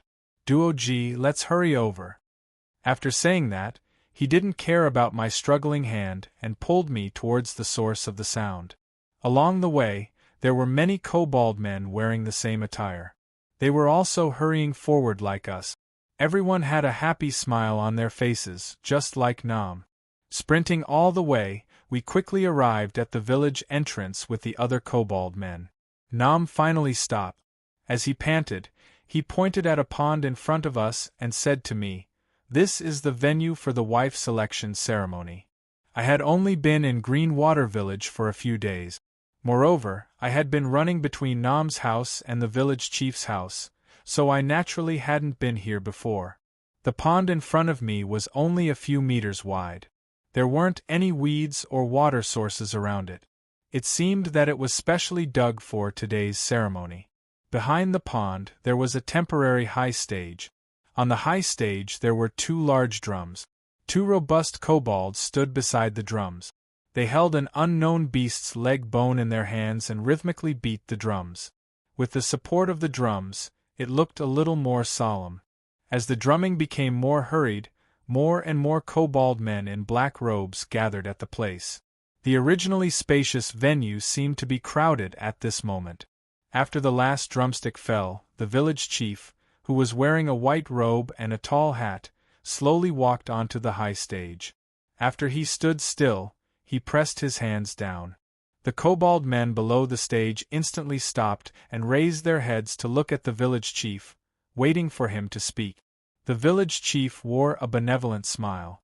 After everyone quieted down, he didn't waste any time and directly announced the start of the wife selection ceremony.